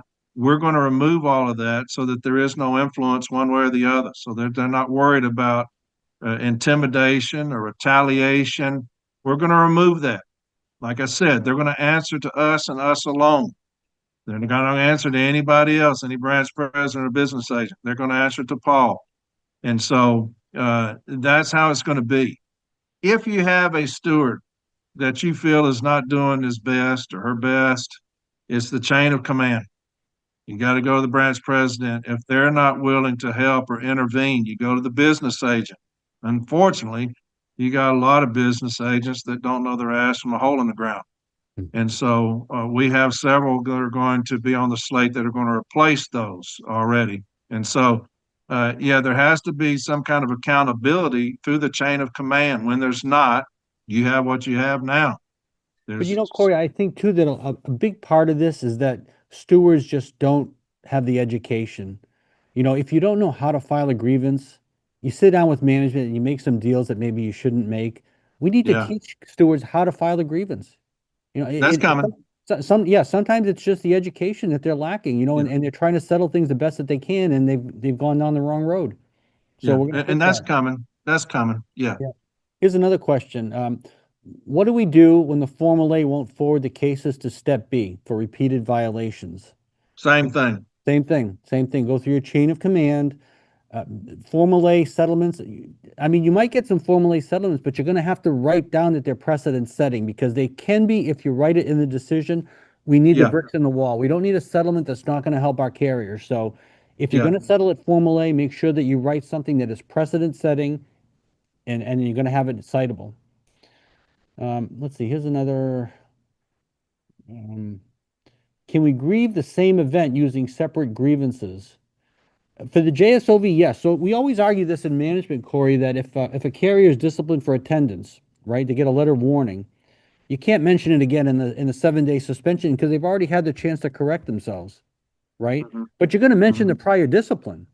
Hmm. So what we're going to do is we're going to discipline our supervisors, in effect, when we have a grievance settlement, and we're going to cite that grievance settlement. So yeah, their previous behavior is going to be on the table. I would say, wouldn't you Yep. agree? Well, read that again. So the Did they question say was, the same incident? can we grieve the same event using a separate grievance letter? So the way I'm taking that is, The same event. If oh, it's I see. For two different grievances, like filing for not providing a 3996 is both a failure to provide and a JSOV.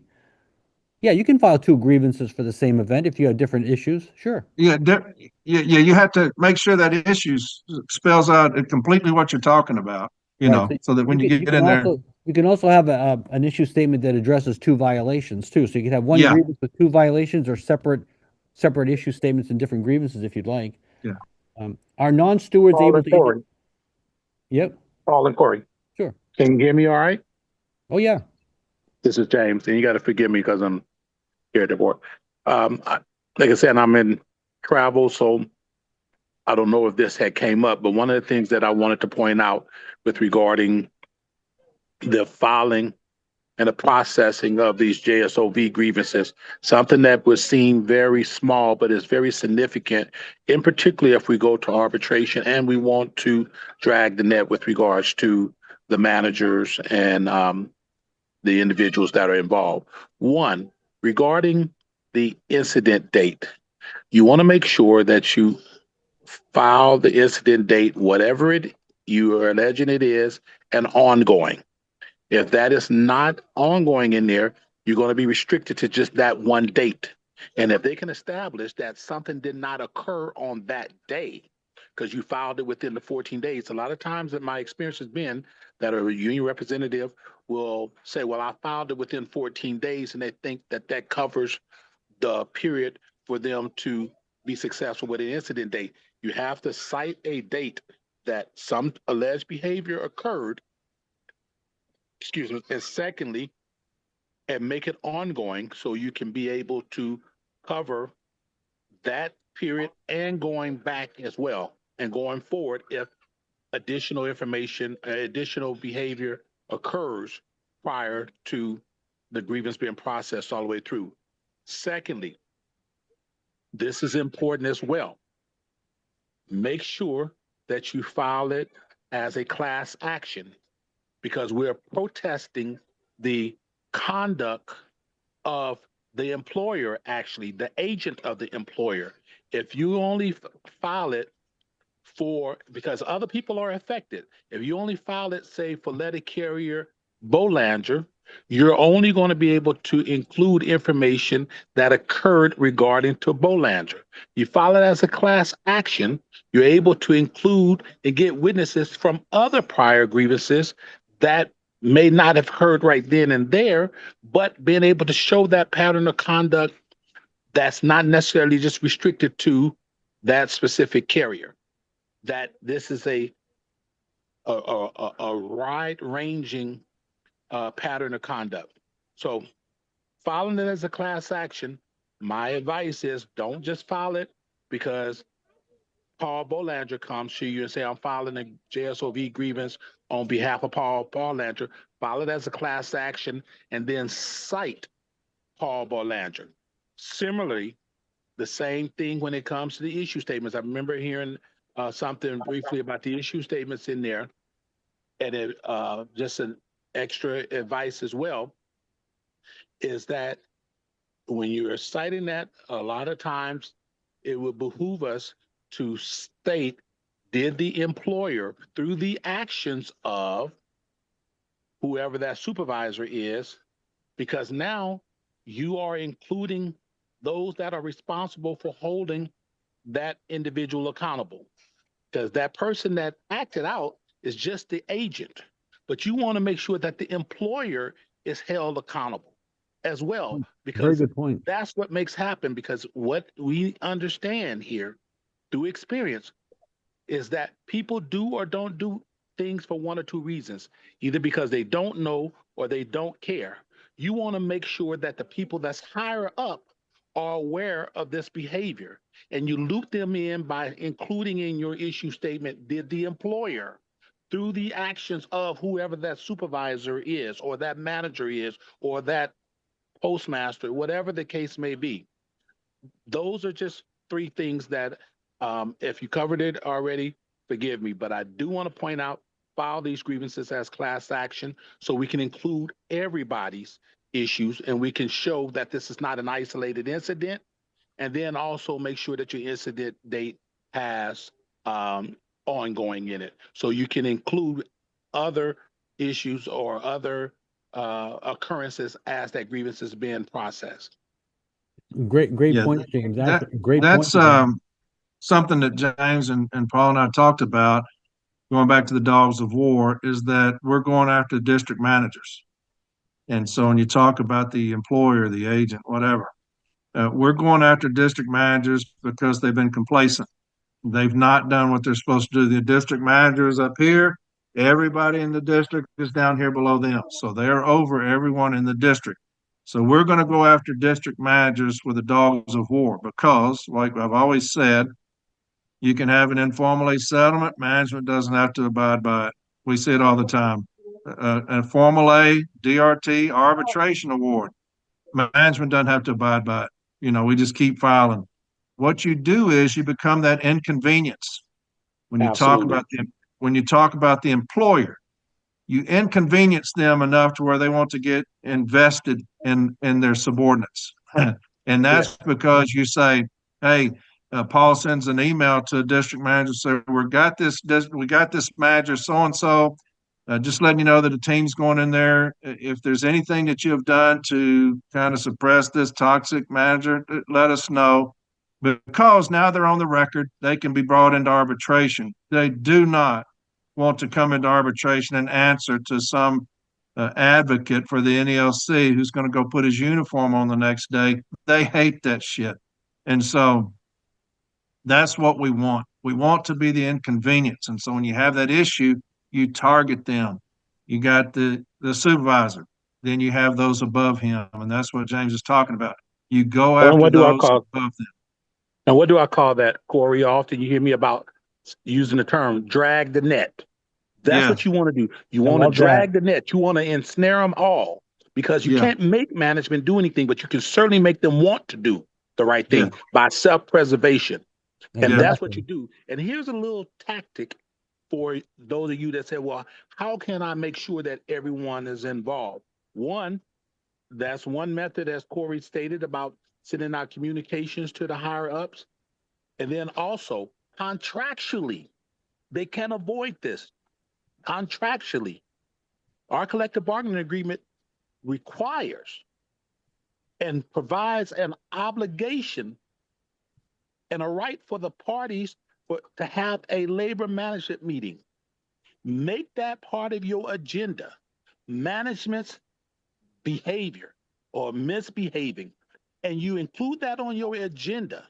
First of all, when you have this going on, in addition to filing a grievance, in addition to filing that 1767, because that 1767 comes in three parts.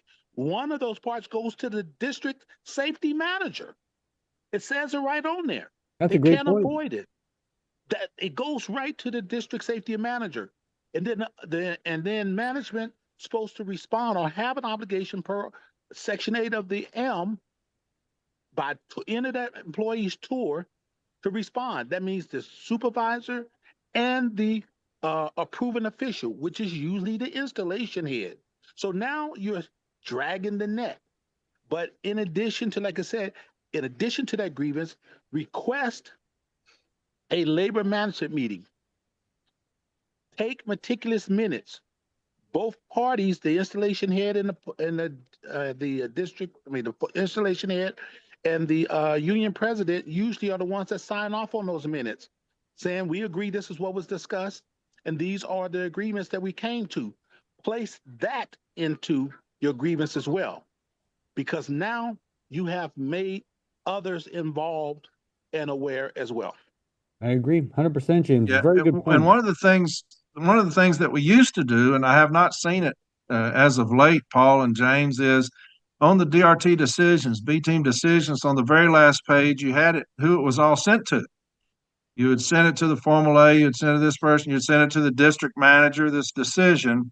And so I used to use that against them when they'd come in, I've never heard of this. And I'd say, well, hang on, let's go to the last page of this decision on page 299. You are the district manager, right? Yes. So you did get a copy of this. You just chose not to read it, or you chose not to get involved. And so that's another thing I'd like to see come back is put down who it went to, because they can't say, I never saw this. Well, yeah, you did. It's right here.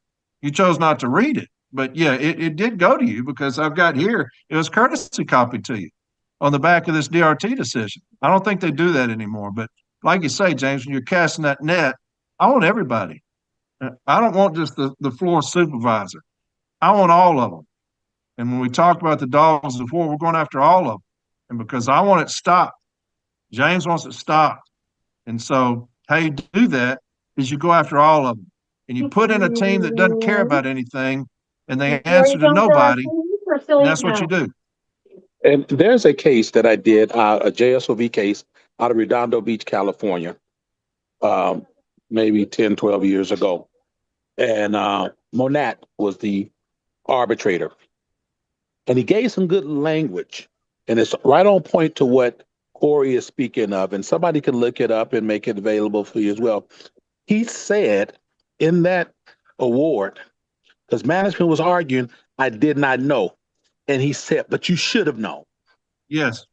Not claiming here that you don't know is inexcusable. Ignorance of the law is no excuse for the law. Yeah. He said, they should have known. Yes. And so this is the kind of stuff that we have to make sure that we do and make sure that we hold them accountable. The ones that are responsible for holding the lower ones accountable, we need to hold them accountable. And we need to make arguments in the grievance file that through the employer through the actions of whatever supervisors and the inaction of whoever the higher ups are. Yeah.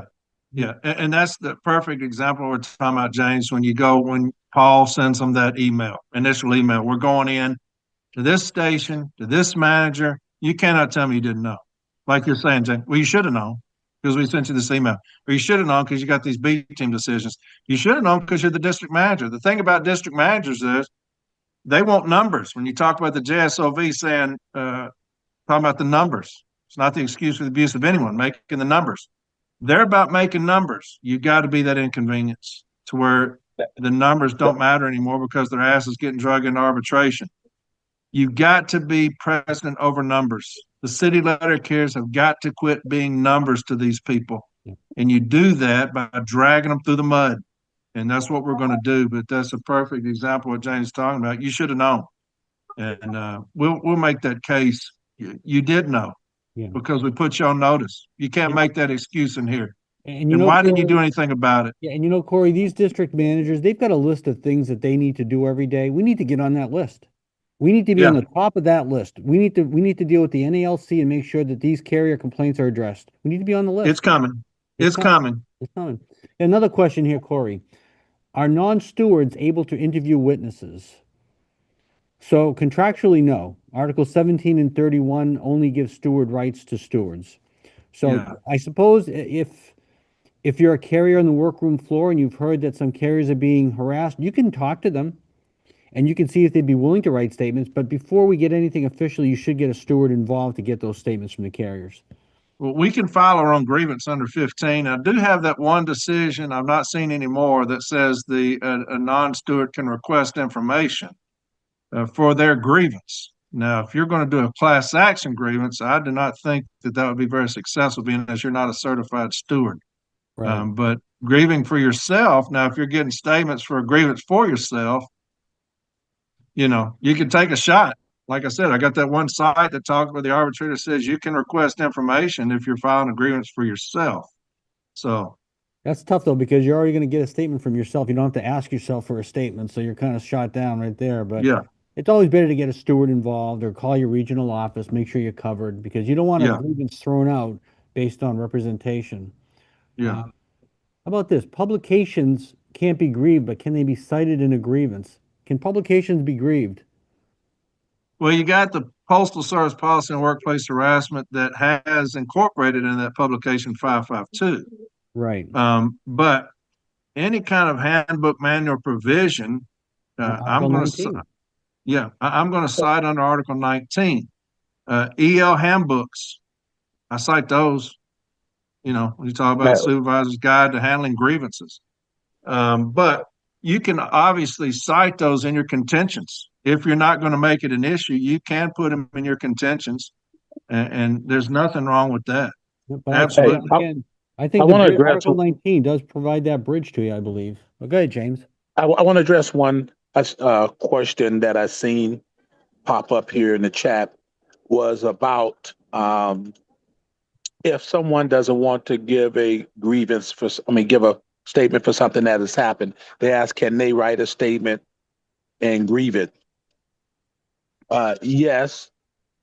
Well, I would think that ideally, in every single instance, even if the person was not the target of management's actions or it happened to them directly, indirectly, we would want witness statements explaining as to how that behavior made you feel.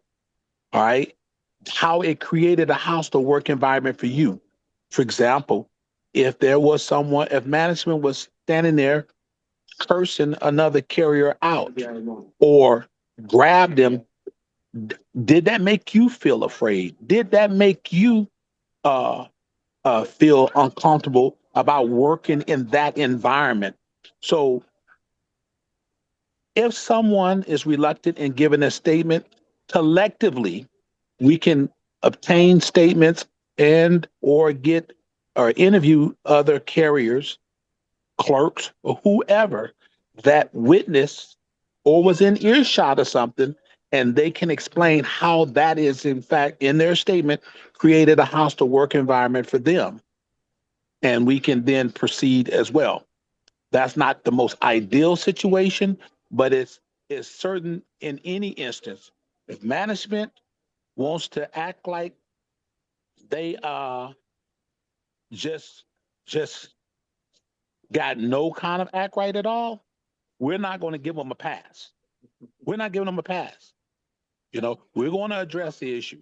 So, but ideally, you want it to be with everybody, and particularly with the individual or individuals that were directly affected.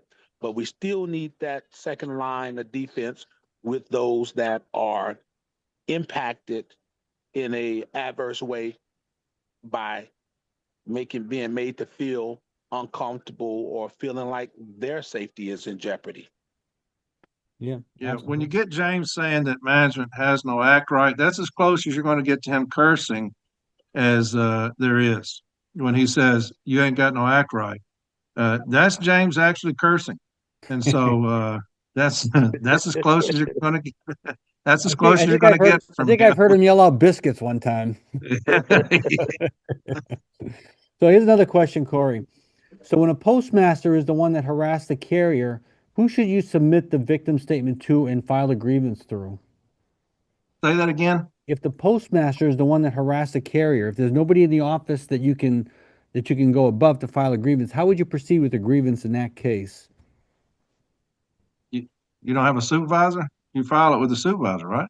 Yeah, They're I mean, saying that, even if the postmaster is the one who harassed you, you file it with the supervisor, and they yeah, have to move it up. It'll go to labor, it goes wherever it wants to, but you file with yeah, your immediate supervisor. yeah. I mean, obviously, Article 15 is clear in that. You got to file it within 14 days of that immediate supervisor. And so if it's him, it's just him. He's going to deny it. But yeah, I mean, that's who you file it with. And then if he's going to be the formal A for it, then just appeal it to him and then, meet with him again. And Yeah. that will look even better in arbitration because, this individual was, his own jury and executioner. And to me, that's a great for us when we go to arbitration because he's not going to rule against himself. And there are a bunch of regional cases that support that too, brother. Another question, someone's asking, a couple of questions have come up. Can we get a grievance starter for something like this? So these slides kind of almost provide a grievance starter, don't they? I would say, I mean, we've got the issue statement here, we've got a remedy here. We could glue something together for our brothers and sisters, I think, and get a grievance starter together.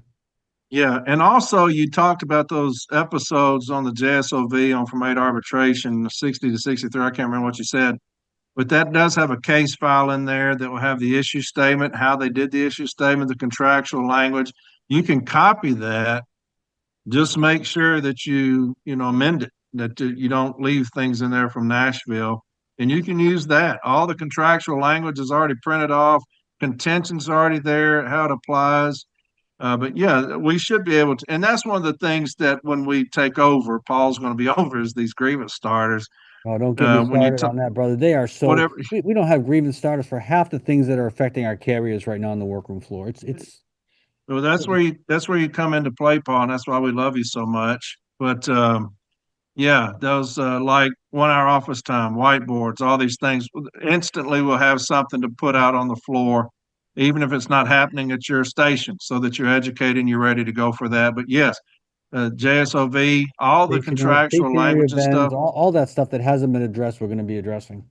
Yeah, So, I think that's pretty much all the questions I see, unless there are some in the chat. I know Badmouth had a question, had his hand raised. Is he still here? I did see something he posted where, when we go in it's going to be like I'm your Huckleberry now. Just But like I just saw he like had ping his pong. hand raised though. Is he still on? I don't. Yeah, I'm here. I think brother Henry more or less covered it. I was bringing up grieving, making statements and filing grievances on your brother and sister's family's behalf. I know we down here in Fort Worth, it took over a year of little petty grievances, JSOV grievances against a dog shit manager. And what ended up happening was I ended up starting to grieve on the other CCA's behalf and writing statements on the other CCA's behalf, basically saying like, "Hey, the way this manager talks to my friend over here is making it really hard for me to focus on my case. It's making me, you guys already went over the whole thing where you want specifics, but you also want to talk about how it makes you feel in a statement.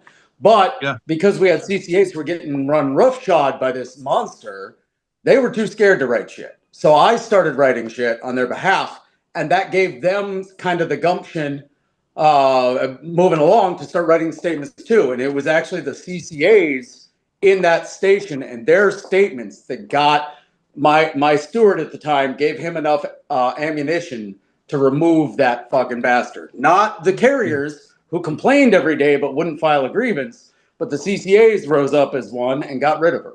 So I just wanted and I was filing 1767s when I saw that they were having our CCAs drive their personal vehicles out because hey, that's a safety issue, right? Like what does their personal insurance cover their vehicles and shit, right? So if you're in an office and people aren't trying to like write shit, find that one person who will be your huckleberry in there and write shit on everyone else's behalf.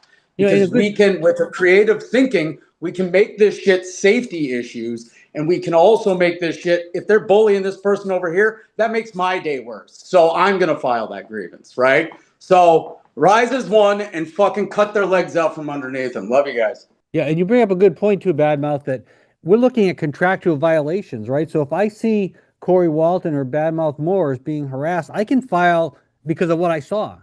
I can file that the contract was violated by the way he talked to you, even if the carrier doesn't want to say a thing.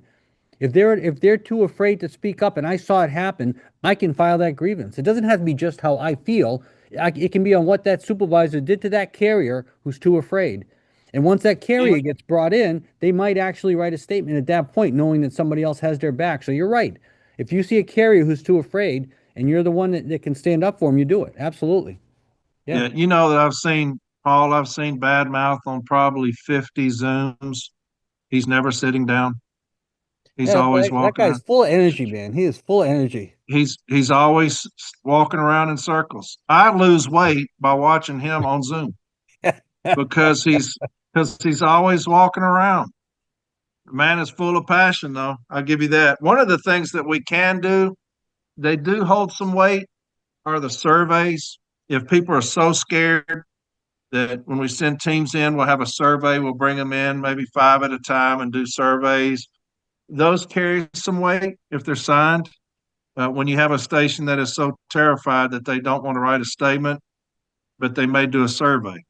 And so those are other options for us. Like I said, I'd much rather have a good written statement, signed, dated. But surveys, we've done that before, where you have a survey. JB has got a very good one on toxic working environment, where it talks about, list out the things. And carriers sometimes, when it's not as intimidating as just writing a statement on my manager, what he said, is just, filling out this survey for us. Everybody's doing it, so they don't feel alone. But those are some of the things we can do. Like I said, they carry some weight in arbitration. Yeah. So Chris Jackson just piped in here and he said he wanted to let the parties know that an EEO is part of their grievance settlement. So you can actually, through the JCAM, include an EEO into dual filing. So I'm not sure if there was a question asked that I missed about EEOs. Yeah, there was. Yeah, what significance is there of checking an EEO box on an 8190? So if the harassment does include some kind of an EEO, like sexual harassment or gender harassment, check that box off. That's a good point because you can also do a dual filing. Very good point.